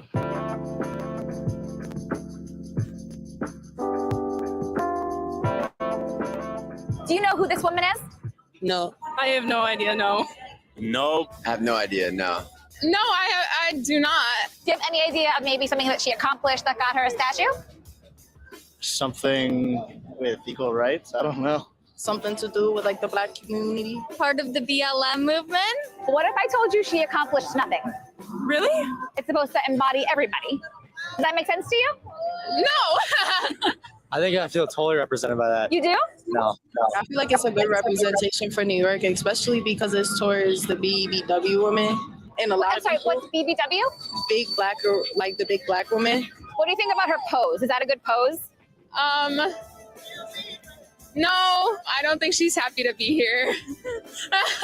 People are comparing it to Michelangelo's David. How do you think it stacks up? She's wearing more clothes. She's not naked. No. Would it be better if she were? That's a tough question. Who do you think she voted for? I would say Trump. I would say she voted for Trump. Probably Kamala. Kamala. Why do you think that? Black Lives Matter. Probably didn't vote Why? because she was stuck here the whole day. She couldn't get to the polls. How does she make you feel? Like a baddie. What a beautiful piece standing in the middle of Times Square. What a beautiful time. Talk to me. What do y'all think about the statue and the symbolism in Times Square, New York City?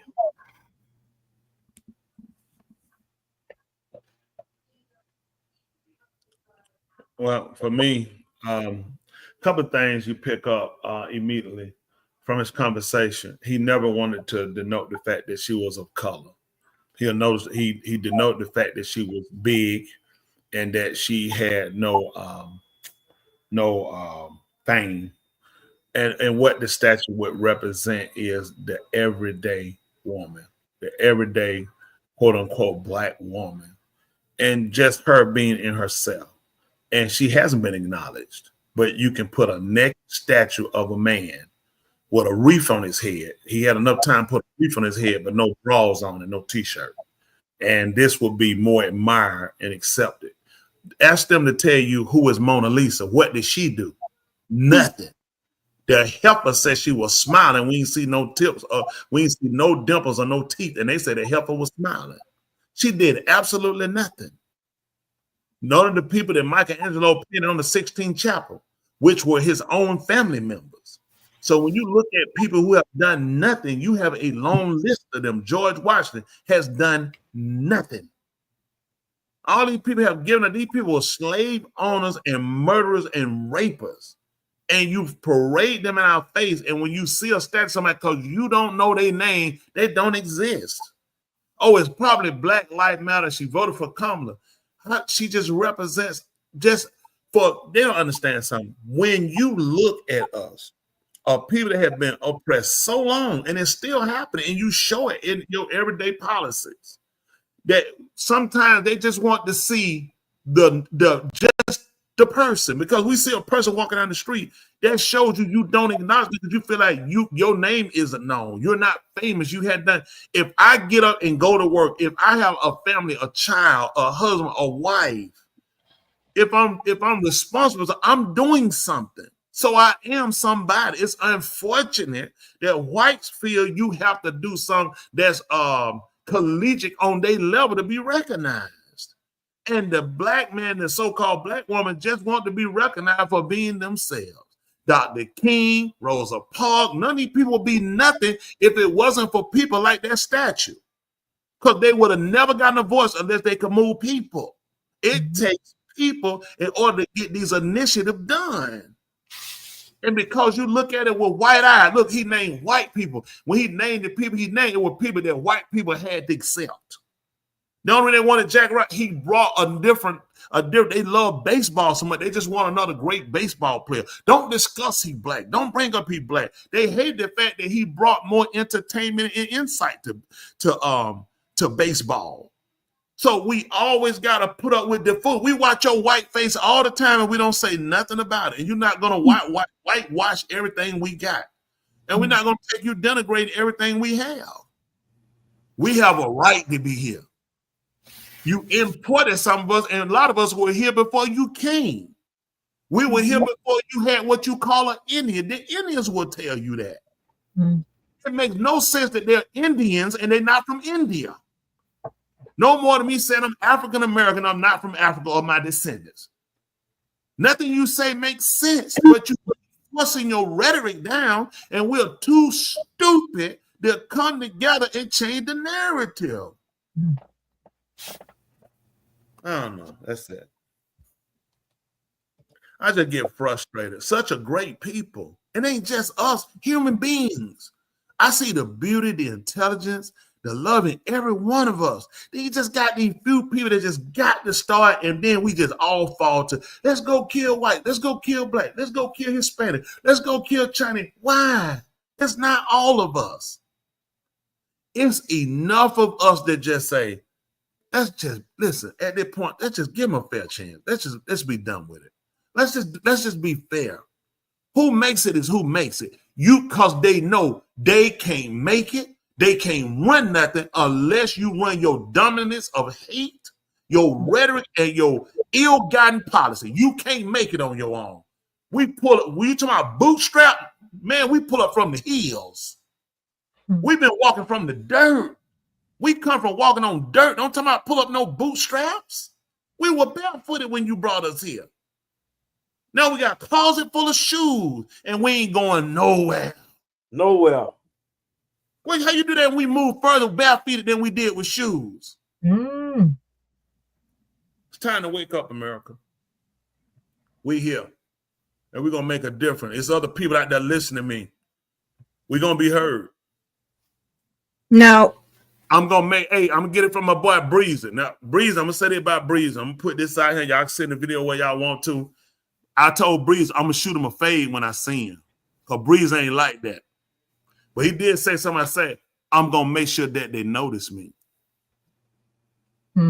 That's what we're going to do, people. Let's make sure that they notice us. We here for everybody. But we got it.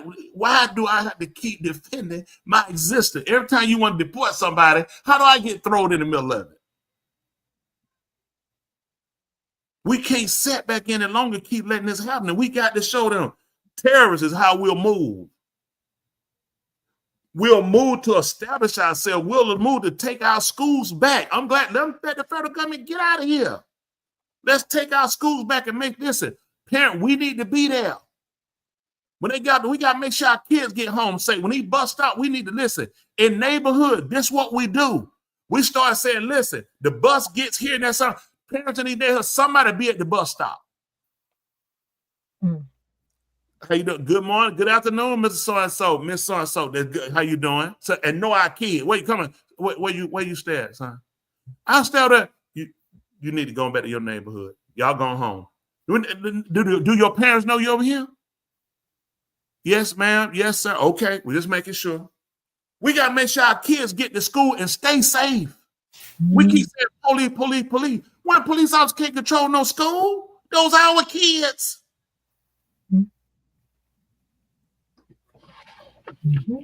It's time for us to get back here and make sure they safe. We don't need no police. We need parents in now. Boy, get your pants up. What's wrong with you? Get your hands up. Get your behind over there and get your behind that class. Come to class, get a kid. Come out. That teacher, come on, I got you. Come go with me. What they doing? Get that side. They take them somewhere to sit them down. Come, you do your job. When we give them over to the police, let that be our last option.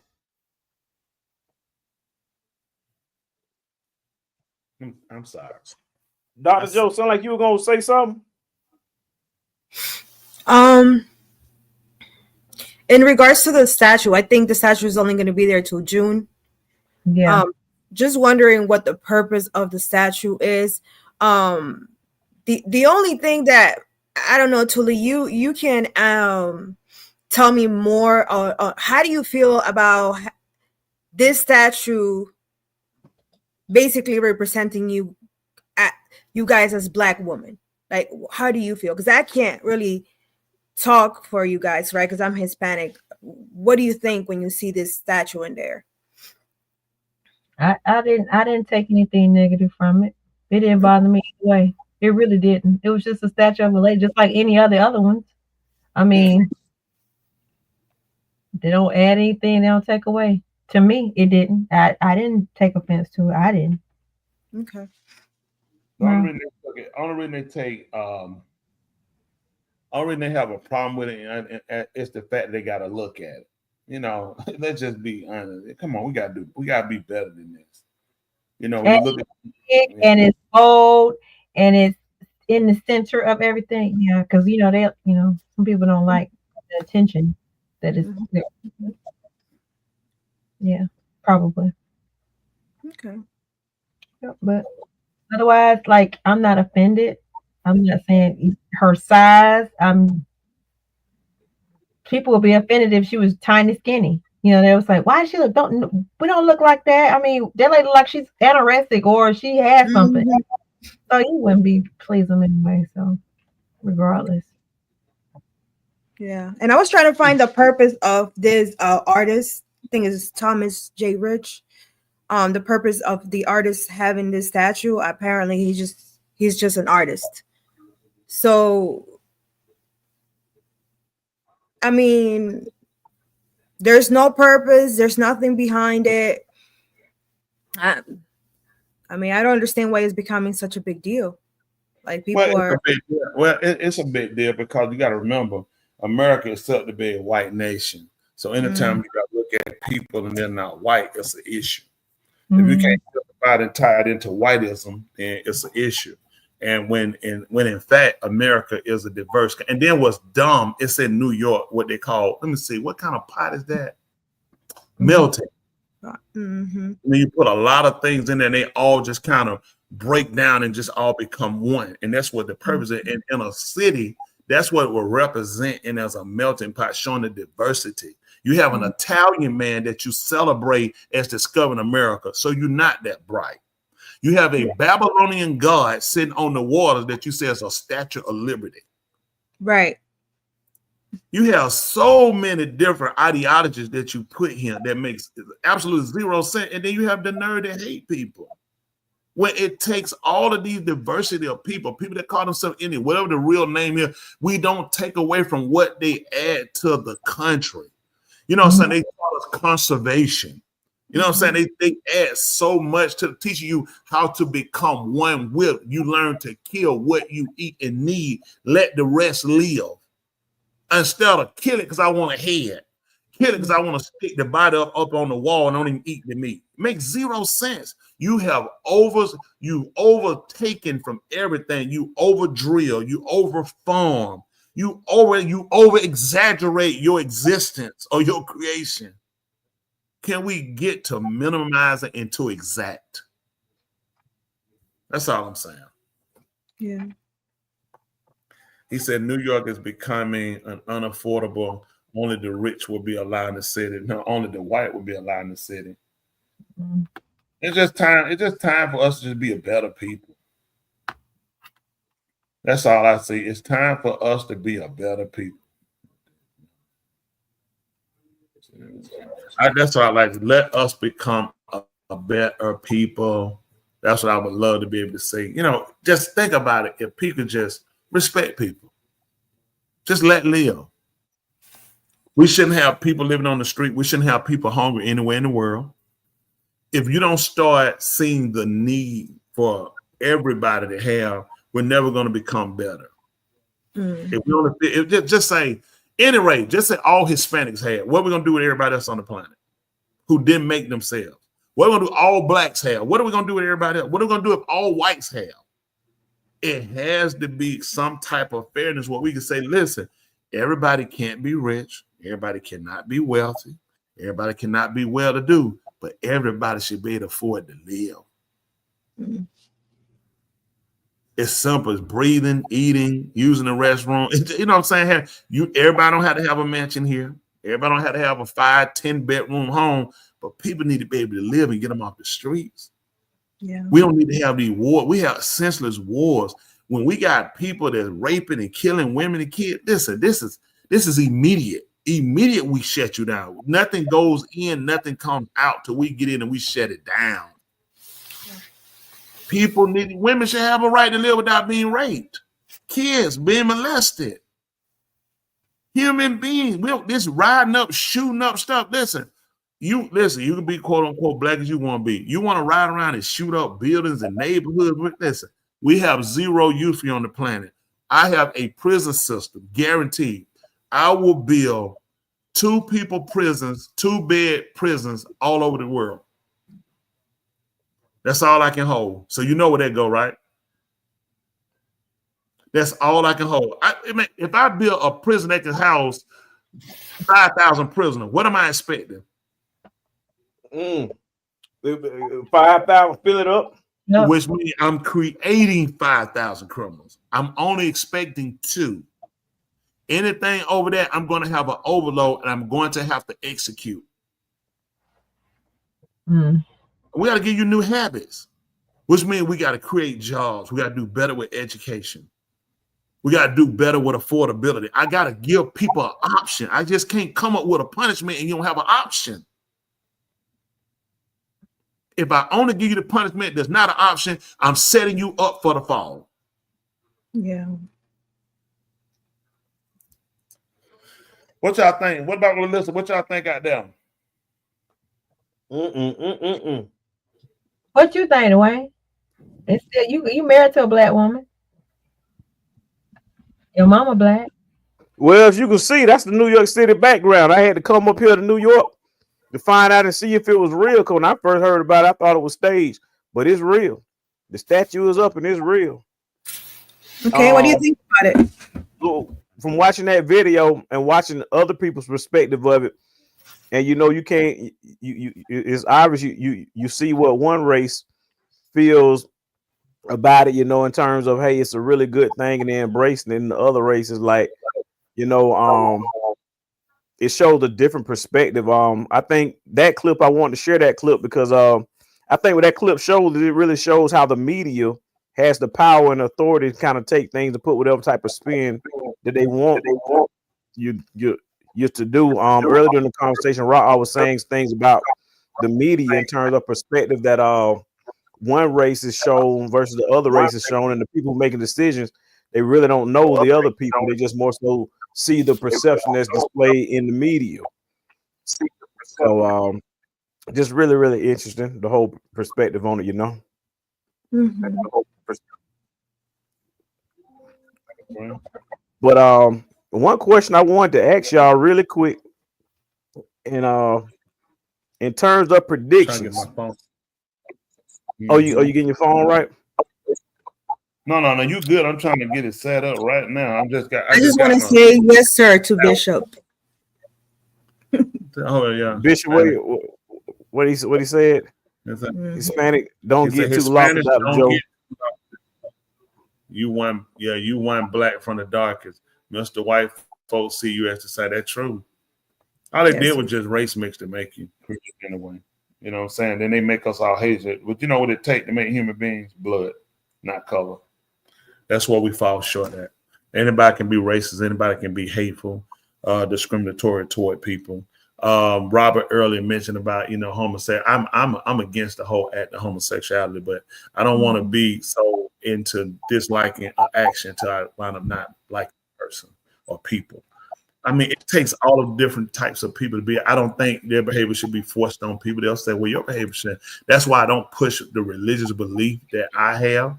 I don't come on and say, let's pray before we start. Come on, y'all got to give me this. I don't, I say about, Mr. Who being good because people have a right to choose. I chose the religion that I now worship and serve in. I picked it because of, the knowledge and what it teaches and how it enhanced me as a person, as a man, as a husband, as a father, as a grandfather, as a son, as a, just in every aspect that I'm in. So it helps to better me. And I think people need to look for what betters you. Don't say, well, I feel like I'm drunk. You use that for a cover up for other things that you want to try to get away from. Like people using drugs, they like to get away from reality. I just like to go somewhere else, and that gives them that break that they need. They just kind of get away, escape normalcy. And for them, that's what they do.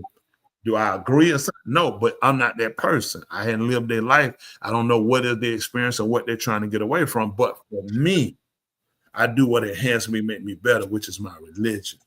And I appreciate what it does for me. And it makes me learn, and I've learned through it how to respect other people and not to, put the hate I had at one time again. But I had to mature to do that. I don't waste the time bashing Christiana back. I just ain't got that time no more. If what I'm doing is working for me, then let it just work for me. Those that are interested will grab it. I don't have to get on here, do a whole video, hours of why this religion wrong, this religion, they fake, these folks. It's a waste of time. If something worked for you, let it work for you. Those that are interested, they'll become inquired, and then you can engage them.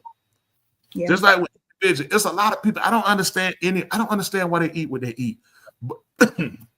But I understand they're people, they're human beings, and they do what they're accustomed and what they feel like enriches them. So for that, I'll respect you. And that's what we got to learn how to do with everybody. We got enough hate. I hate this team instead of they ain't my choice. You know, we say we hate that team. The hate is gone from I hate the team. The I'll hurt. The hate ain't just that's not my team. It's I'll do something to you. That's a dangerous hate. Yeah. If we can't disagree without you or I wanting to kill one another, that's a problem. Because a human being, think about how could man evolve to where he is if we settle every dispute with who I don't like, I kill? Then nobody would be here. We gotta learn how to get along. Listen, it's too many of me, it's too many of you. We can't kill each other all off. Why try? Why not learn how to live while we're here? Yeah. Why not learn to listen? There are some things you're going to see. I will be totally clueless to why you like it or you see it.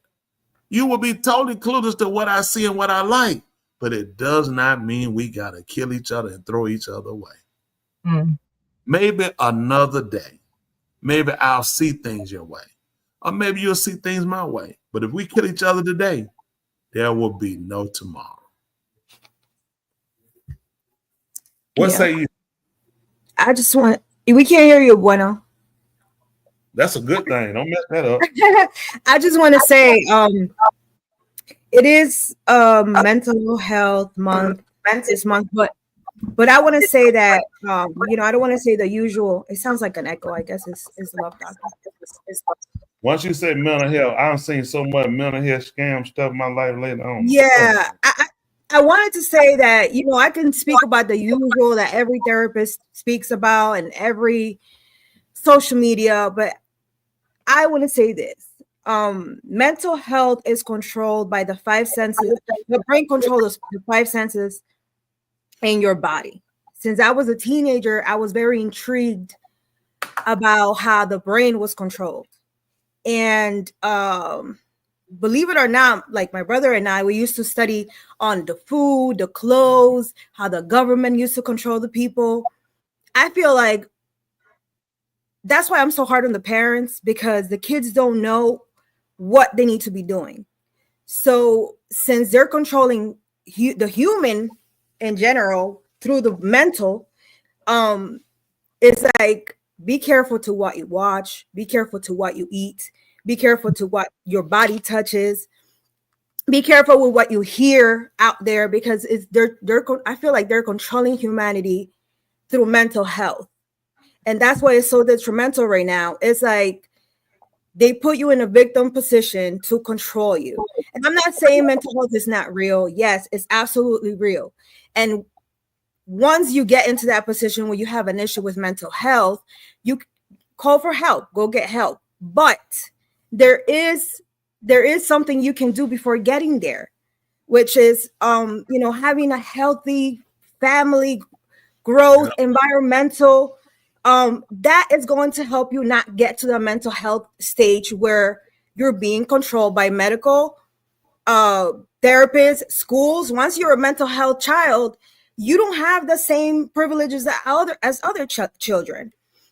And when I'm talking about that, it's ADHD, your kid is hyperactive. Now they're not being treated the same. And if the kid needs the help, the kid needs to help. If the adult needs to help, the adult needs to help. But you have to see, where is this coming from? How can I avoid it?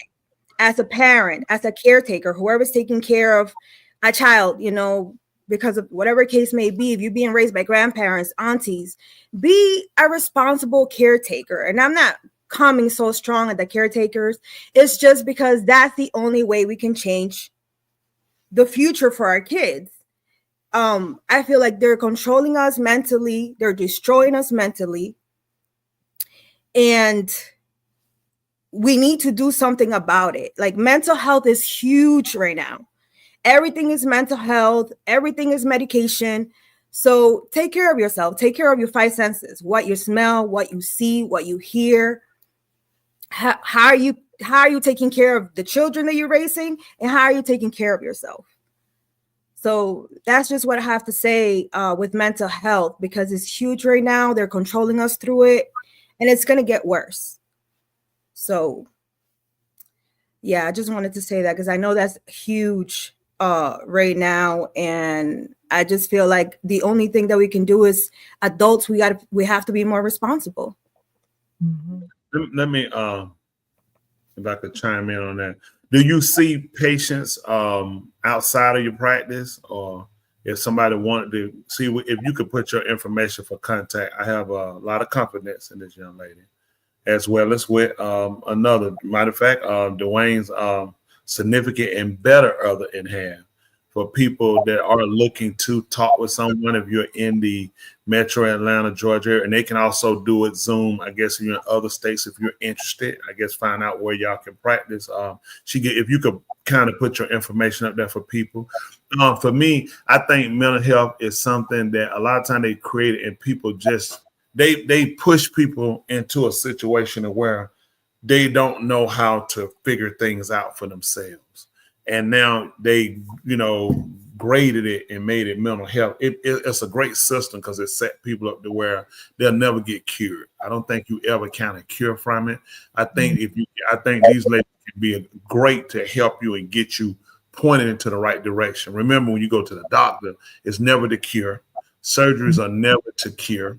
They try to make you better. It makes you a better patient. There's nothing they give you when you go to the doctor and say you don't have to come back again.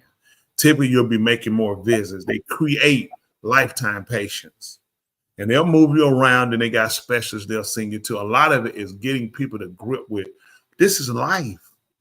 It's unpredictable. A lot of unexpected things happen. It's like, they got people with this fairy tale that things don't happen. Oh, my mama died. It's a trauma. Your mama died because of life and people die. Your dad died. I'm not minimizing the death, but we make it though. If I don't think negative, it won't happen. This is fool's gold. What do you think? It's going to happen. People, why do you think people are such in shock? That gentleman we showed earlier, whose son was, was tragically shot down. He wasn't expecting that, but this is life. And then he reacted in a way we say, you know what? He could have had temporary insanity. He didn't have temporary insanity. He had what a person would do as a father. I lost my child. I'm going to take the person that took my child's life. Right. We want to create it some way to look at it. He reacted like a human being. It was unfortunate person he decided to take. Anybody lost their life, his kid or that person. The person wore a uniform. It don't change the fact that a person wearing that same uniform is who killed my son. It was a vengeful father. Put it up on a diagnosis, then we can justify. We don't need to justify. He's a human being. That's why we have to be mindful about decisions we make and things we do. And unfortunately, we wait till the last minute and they give us the cover of what they mentally come. He was driving the car. Was he driving it down the street backwards? Was he at lights before he got there? He's a human being that made a decision because he lost his son and he was vengeful. If I lost my boys, I can't tell you what I do. Yeah. Yeah, those my boys. They're destroying our surroundings to make us weak. Family, food. It's just, if you really think about it, they're destroying our surroundings to break us. So we don't understand that they're going to get to what they're trying to do. Unfortunately, and like you said, preacher, I'm not supposed to be saying this is my career, but at the end of the day, they teach us. Hold for a second. Please say that. Hold for 1 second. 1 second. Don't get you back. I'm gonna tell you why. I said a straight man don't have gay friends, barbers, tailor, buddy, golf partners, just nothing. I wrong? I will say this. I'm gonna tell you why I did that. All right, sweetie. We speak from the heart when we speak here, and I mean that when I told people I want them to contact you. And even Stasia, his significant, if you don't mind her being contacted for people that need help. And I'm talking about people I feel like that care. It's a business, but you need people who understand people. You don't need people who understand books and scientific rhetoric more than they understand people and care for the better and the welfare of people. And I know kind of where you're going to go, and I don't want you to, because there's always people want to use something against you, although you're from a genuine place. Because I care. That's why, because I care. And people won't hear the care. People hear, let me trip you up. There's some point. I put a lot of stuff out, and people come back to try to burn me. One thing people that know me, that know, I love people. Black or white, if you get this, I love people. I just learned you love people. People are great. People have helped me in my life. People, white people, Hispanic people, black people. I mean, people are people, and we gotta learn how to live with one another. With Womanati, if I could, what you said about that, I don't typically, I wouldn't pick nobody that would be homosexual. Those are some of my prejudice. But in some instances, you might be stuck with. I've done business for a homosexual. Matter of fact, I had to do a roof job for somebody, repair, fix some stuff. Had a tree fell, came and did that, and the guy was went great guy. He said, yeah, this is my husband. Listen, man, that thing told me something about how I tried to play that thing out. I said, oh, okay, you know, they were a Caucasian couple. And they ain't no couple to me, though. And it threw me so bad. You know what I'm saying? Because I wasn't expecting. I walked this home. I'm looking for wifey. You know, he brought the guy. He said, "How you doing?" He said, "This is my husband." I said, "Okay." I mean, I was thorough. I didn't know what to do at that point. You just understand this is what people are today, and you can't get away. Think about this, woman. Now, when you think about it, just to show you how when you really look at people. The only reason you wouldn't take a gay friend, a barber, a tailor, a buddy, a golf partner is because you don't know it. Think of how many people you know that you found out were gay, who didn't exemplify the behavior. Think about this now. When did the relationship change? Once you found out they were homosexual, the relationship didn't change before that. I ain't justifying it because I don't have them, but you dealt with the person. When you find out what their sexual orientation was, that became the severing the relationship.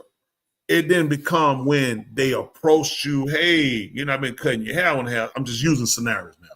Let me have sex with you. Hey, you know, buddy, let's buddy have. Hey, we swinging a golf club. Hey, let me slap one of these balls. I'm just kind of fun to say, but just get you understand. So a lot of time when we defensive about, listen, man, I don't do gay barbers, gay partners, gay golf players, gay nothing, tailors. You dealing with gays every day. Everybody just don't exemplify it because the fact of our prejudice. Because I have some of the prejudice, yeah, I have them. But then when you think about it, it's no way to escape people. They just people. Mm-hmm. We don't agree with it like an alcoholic. I don't agree with a man being drunk, but I can't stop another man from drinking. I don't agree with people smoking crack, but think of that. I when you put your prejudice down, and I'm with you, at the same time, I'm trying to look at things on how I've done them and hopefully help you, because a lot of times prejudice can leave us in a small world sheltered in where we don't grow. What you don't want to do is not grow because of people. I got to grow and expand, which means it's going to push me into areas where I'm going to deal with people that's going to be homosexual. I'm going to deal with people that's going to be drunks, you know, going to parties. Hey, if people that drink, what I'm saying, I can't have friends, but I'm here because of a purpose, and it ain't to get drunk, and it ain't to be gay or have sex with anybody or heterosexual sex. I don't want to have friends that commit adultery because I don't do it. But let me just be honest. I do business with people that do that. That don't make me a bad person because I'm only doing business. So sometimes when we put things out, let's make sure we're fair. When you say this, I don't deal with homosexuals, right? I'm gonna use me because I don't deal with behavior. Okay. So why do I deal with adulterers? What's different? So I deal with the behavior. No, so why do you do business with them? Well, that ain't the same thing. But you say you have to agree with the behavior if you're friends with them or you do work for them. I don't agree with the behavior, not at all. So why are you doing business with them? Just what you said. I'm only doing business because at this point I don't become fair. I can't be fair. I teach against people commit adultery. So if a person has a job, I got to do their roof. I'm gonna reconstruct. They're an adultery. This their 15th marriage. I can't do it. That wouldn't be fair. But now I'm gonna say, well, that's different. That's their business. Don't have nothing to do with it. But I can't do work on a homosexual's house because I don't agree with homosexual. So it kind of puts me in the end where while I defend one end, I kind of condemn myself on another one. Yeah. Now going out saying, "How you doing? Let's be friends and hang out." No, I ain't doing no hanging. I don't care about none of that. Now, that. I want to be in a situation where you bring that to me. because that's gonna be a bad situation. It's gonna be a bad situation because I'm looking at you. You really when I know I ain't never demonstrate that. I never showed you where hey, you chime in, ask me. So I would just rather avoid that. But what I want to put out, since we are talking, I'll go hit this show. Please forgive me for Resident Joe for cutting y'all. My purpose is we like to laugh and have fun on this show. We don't want to give bad information and ideologies out that keep putting us where we're going backwards. Right. That's this is everybody. It ain't just bad. We keep going backwards. Right. We have so many bad situations that's going on with us. And we'll focus on the one when we got a lot more people too. And I ain't justifying the hate, not the smidgen big, but let's just make sure that everything about us is complete before we start showing people how to put things together and it be all right. That's I hope right. that people are saying tonight too. And I'm gonna say this, and Woman Naughty know that's my bishop, y'all. Nobody fight my bishop. But I appreciate that question because it helped me out tonight. And that's the part. See, like we bring things to you guys. You help us to look at ourselves. That's how we get better. Take the mirror. Let's look at ourselves. What am I contributing to make this a better place? Or am I just enhancing it just become worse? Hey, listen, we appreciate you guys. I can't stress enough on behalf of my wonderful, great co-hosts, how much it means that you guys allow us to come in and you can spend this time with your family, watching football, basketball, just doing whatever you want to do. But you took time out with us. We will be forever grateful for that. That means that you took time out to listen and spend this time with us. You know what I'm gonna tell you? If anybody asks you, do you mind? You tell them you always mind. Every Thursday night at 8:30 p.m. right here on Two Mics and My Mind. Remember, if nobody else told you, we telling you. We love you. And our language is called Ahaba. Tuli, love Dr. Resident Joe. Take us home. Yeah. I want to start it off. Something that you said, Rob, we was talking about. We all got to be prepared to do better. If you kill everybody today, there will be no tomorrow. That's right. So all you that ditto, all you had to say was ditto. That's it. That man gonna take my stuff and say it like he made it up. Go ahead. What you got for us? They arms. Tuli now. Go Tuli. Go ahead, Tuli. Go ahead, Tuli. I wasn't going. I was just gonna comment what he said. That's all. If Go you ahead. kill everybody, there'll be no tomorrow. You'll still be standing though, because you killed everybody yesterday. But anyway. Meaning that made no sense. Hey, that was your husband said. I just repeat what your husband said. I'm just a messenger. I'm just saying. No, I just want to just say just one little comment to what Preacher said, and to what Womanati said, just as who I am and what I do, and not only what I do as a job, but who I am. At the end of the day, I feel like we're all victims of the system. So homosexuality is also another, like, it's just victims. These people are victims from whatever upbringing system is happening. So we have to be understanding as much as the pedophile that we're understanding, because he got raped. So the same thing with gay people, I don't know what happened to them. So they're victims too. Everybody. So I just want to say that. And I have to say this again, heal so you can grow. It's been on my mind. You have to heal to grow. Heal to grow. You pull that for real? Preacher, I got it. Guess where I got it from? Oh, no, you didn't. No, you're not. No, you're not gonna put it. Explore your inner self and grow and see where you can change and grow. That's Tuli why she's looking out. Look her dead in her face right now, Tuli. It's a command. Tuli! That. Like, of course, sometimes you gotta cut little things so they can grow, like flourish. That's why she's shaking her head looking like that. Pruning. Pruning. That's exactly the word I was looking for. Prune so you can grow. Thank you, Tuli. My pleasure. I would like to better you to say poop so you can grow. That too. Everything is a necessity. She's laughing at you right now. We do. He said, close Travis. the door. Travis saying she got her own teeth. You listen, you're 100% because you know how to Get it from my raw. You have no idea. Look at you heard me, Travis. You listen, you heard me say that. Yeah. That's because he's not paying. So you can grow. That's because he's not paying Shut up. attention to your teaching, preacher. You said heal. Listen, Bishop, that means a lot to me. I appreciate that because that's always my intent. As I get older now and really kind of look at things, I just kind of start looking at things a little differently, and I can see where, you know, a man with the reach I've had should have been a little more responsible. But I needed to grow, and I needed to learn that. And you learn from your mistakes, believe it or not. And it weren't mistakes that might just say, well, I'll say detrimental in a way, because when you get an opportunity to speak to people, that's just even in conversation, you should leave something with a person that should set them in a different mindset of not, you know, leave from me, I'm gonna go kill somebody, or I hate this person. Now leave me and say, you know what?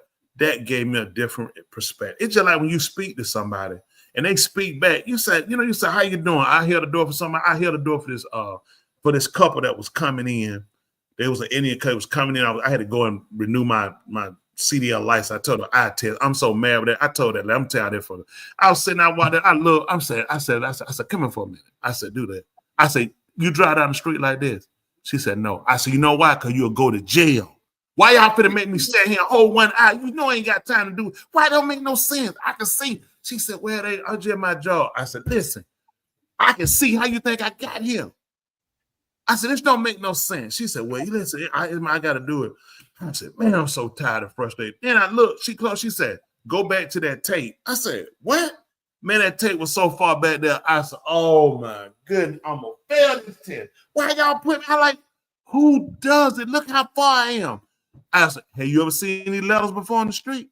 No. Why are y'all putting stop sign, yield sign? Let me tell you which one. Anyway, they didn't care about my little situation. But again, Bishop, it is my endeavor now to make sure I impart people and make sure if a person don't take it, I at least was a proponent for going the right way, for at least making adjustments, for making change. Looking at people and just looking. Don't expect a whole lot of out of people when it's not a whole lot coming from you. Like we want white people to do, white people to do this, white people to do, white people to do this. And what exactly are we doing?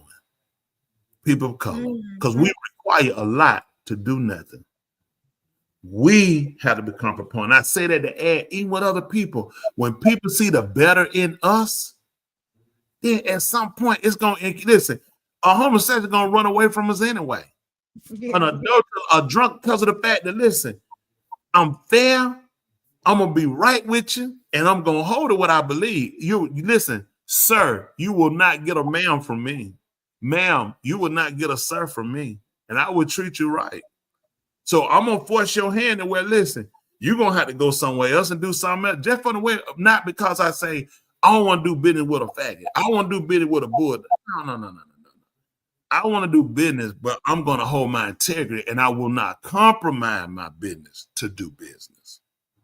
So we won't change our perspectives on right and wrong. We just have to learn that in order for people to do better, they got to see us doing better. If you don't see it, how can you do it? You're a carpenter by trade, using for example. Everything you know how to do, you were taught and shown. Some of it you evolved to doing based off of what you knew. That's what we got to do with people. They got to be taught, they got to be shown, then they can evolve. Who next? All right, that was a great saying. Wait, can I say my quote of that information, preacher? Oh, doodoo! I'm sorry. Hold on, doodoo man. Don't start that stuff. You hold your doodoo. Go ahead. What you say, Resident Joe? I just want to follow up, preacher, for what your information.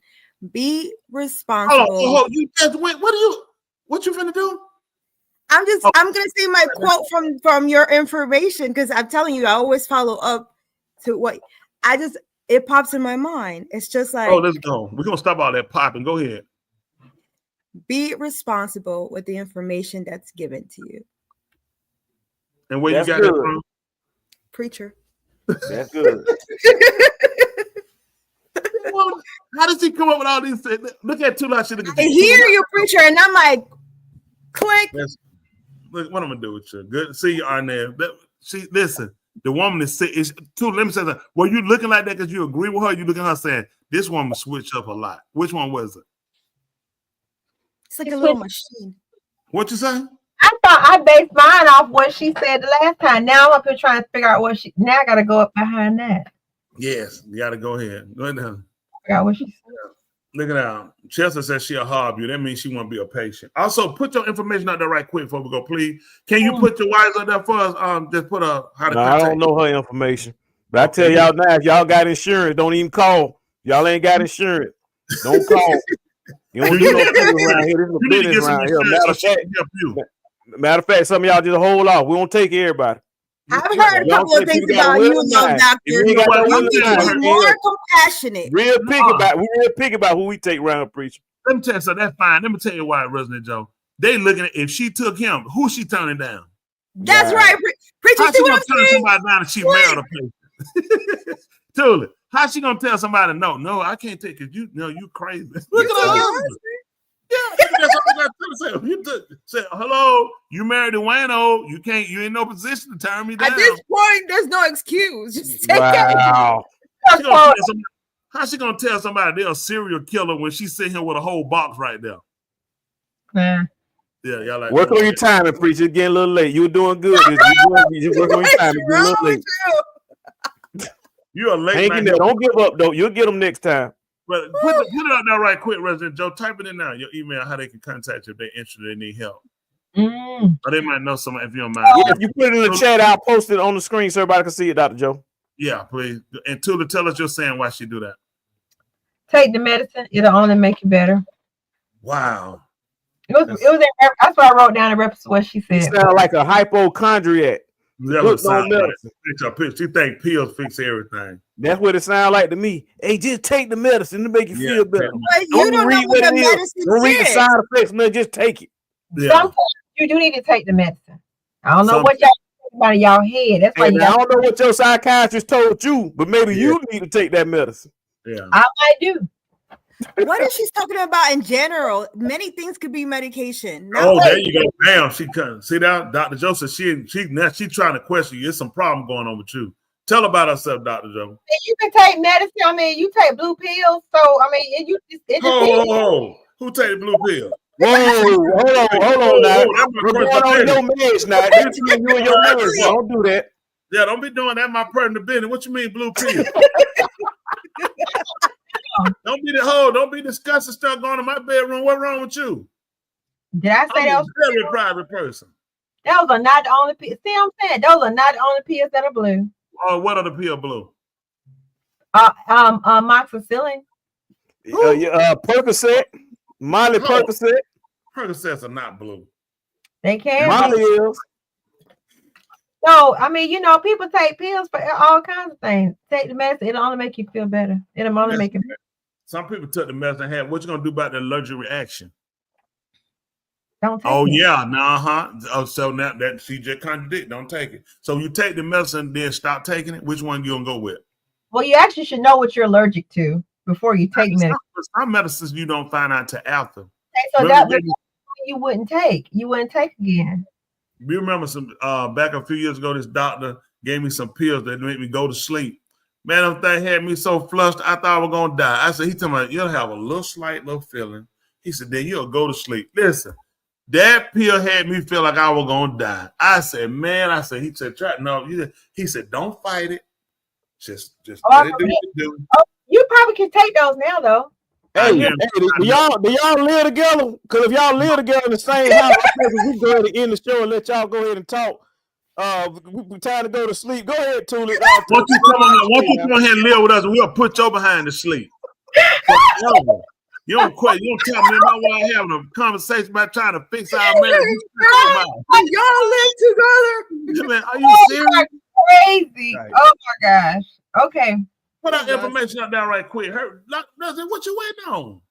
She don't know her information. They don't need. Do you need some counseling? Yes, preacher. Do you have time? Look at that. He said, "Give me some." LOL. Look at that. I'm not. I can't be taking everybody. This pill had me going crazy. I thought I was gonna die. Man, I fought that pill so long. No, I ain't take. I guarantee I will not. They ain't gonna kill me around here. It may work. Tell me to kill me?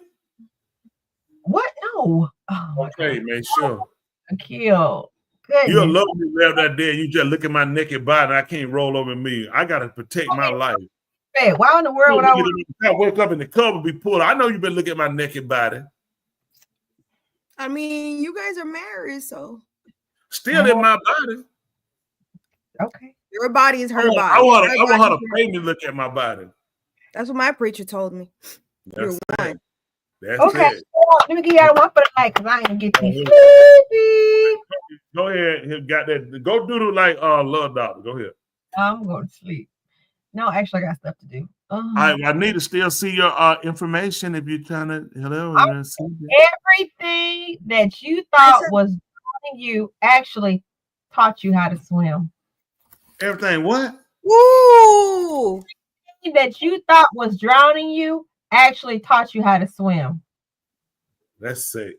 I liked it's all. Oh no, you got yes, you sick too. Yeah, you sick too. Take that is all analytical. If it's nice. If you drown and survive, then the water was just really helping you. Yeah, it was teaching you how to swim. That's crazy. If you survive those waves, you let it pool. Be strong. So when I learned how to swim two places, Thomasville. If anybody know Atlanta, I learned how to swim at Thomasville Heights and at Grant Park.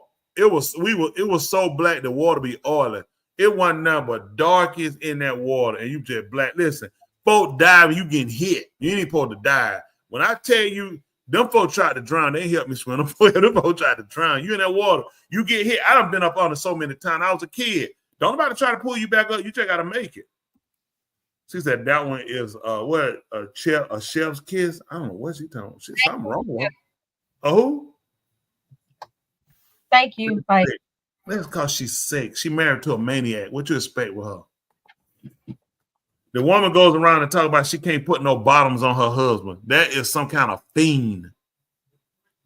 So, okay, I'm still don't say everything you thought was drowning you actually taught you how to swim. Okay.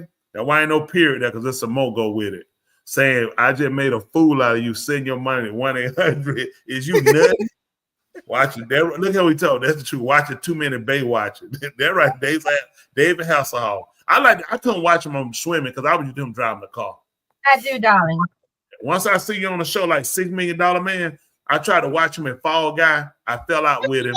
Whoa. Is not the same person. I'm sorry. I was talking about another show. I said I was used to him driving a car. I couldn't watch him on Baywatch. I said just like the $6 Million Man. I did not like him as the Fall Guy because I was used to him being bionic. So when he was doing regular stuff, I kept saying, okay, this is time. Then he fought. I went on Bigfoot to come out and fight Bigfoot. Did y'all ever watch $6 Million Man? Tony, yes. What about the other two over here? Did y'all watch $6 Million Man? You're too young. If you can't, then what you do? Y'all go on y'all TV, classic TV, required watching. You must watch 2 episodes. See, then you'll understand TV. Man, $6 Million Man, I want to buy on it. That run. You remember that? Yeah, I do. Then you remember the body woman? She had that ear. They get her own show. That's when it wasn't no good. I didn't like that because I said that was sexism. Why are you trying to lead with the man? You want nothing without him. He was $6 million. Listen. She was $50. Jamie? No. Yeah, her name was Jamie on them. I can't remember her last name was Jamie. Jamie Summers. Well, her real name, I don't know her real name, but Jamie Summers. Yeah, it was. And he was Steve Martin. Steve Austin. Austin. Well, Steve Martin, same thing. He was funny too. It really isn't. It really isn't the same. He was married to Farrah Fawcett. Man, I thought that was the perfect couple. Yes, he was. Yeah, yes. they were the perfect couple. She was he had a Charlie Angel and a $6 million man. She took his last name. Yeah, they were $6 million. They were $6 million $1 with her. She wasn't worth all that. They had to fit. That's what we already talked. That's all your the Bionic Woman. I watched that. I can't. She had the ear. She would pull her hair back. She could hear. I wasn't impressed with all that. I like the eye. You need to be able to see way down the road. So y'all be ready next week. Don't forget something. Who I'm gonna see on that tomorrow? Come on, let's get the answer right quick. If I go, who I'm gonna see tomorrow? Listen, I'm gonna tell you, all our services is spirit led. So you beat our spirit time. I'm tired of folks talking about Bryce talking about his grandmama getting on him, talking about you said your dad don't have a service. You done got it wrong. And he said, listen, man, you got to pick one time. All our time for service is spirit led. So you beat our spirit time. That way you don't be late. All right, I don't see who's going to be there tomorrow. Come on, hurry up and answer. We finna go home. Smitty want to look at my naked body. Yeah, y'all with him. I got 1, 2. Who else? You going to be streaming or you going to be there? Streaming or fiending? If you're fiending, you're going to be there. If you're streaming, you're going to be watching on TV. Where my fienders? Locking, not you locking there. You come. We ain't doing surgery tomorrow. We count. We got something that come up. You going to be the next. Not this. Not it bastard. Not you. We talking about somebody. We try. There you go. Well, there go my bitch. My bitch said he'd be on now. Also, we're going to open YouTube back up for y'all that like the YouTube. So I see y'all coming because y'all I don't see you. Who else I got? All right, I got 2. I got Sid, Josh, Woman, not us 3. Well, 2 or 3 got it. He'll be in the midst. Chelsea, make sure you put some bottoms on your man now. Don't come out with no bottoms on. Val, Damari pick Cotton Night, not you. Chavez, 2. Look to see. Don't come anyway. Come when we have service. We cancel tomorrow night. Lock and Nest. We need you to come the next time. We moving to Sunday mornings at 15 o'clock. So be there early. Okay, well, we're gonna get ready to go. So we'll get ready to go. Y'all good? You ready to cut him out? Love Dot done win. He got a boo-boo. I hope he white too. Little nasty joker. All right, see. How do I do this? All right, y'all. Let's see. All right, y'all. We're gonna go. LaDanya, you come. Make sure you leave your gorilla at home. Because last time he brought fleas and got a kid sick. Oh my gosh. So pick the fleas off your gorilla. She said, I'll hobble you too. We'll hobble. Listen, we can't say how much we'll hobble y'all. Y'all guys are great to us. Y'all mean a lot to us. That's why we're here. I had to get up today. I've been in bed all day sick because my wife had brought me some meat that took me off the planet. Honey, how do you say that? Oh, yeah. You've been exposed. You've been exposed. I have been at home all day. I didn't take a shower, brush my teeth, wipe my face, and come back here and watch the show. I've been in the bed, balled up, because she brought some meat home because she tried to take me out. So y'all, there's no trying to do anything. I would be successful in something. Whoa, that's a nasty attitude. Not this. I'm telling gorilla versus 100 men. And listen, I'm gonna take it. You need to put gorilla versus 100 men with aluminum baseball bat. So we're gonna take that chimp down.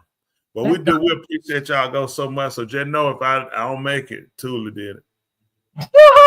99 Chavez with a shotgun in my hand. That's what I'm talking about. He coming down.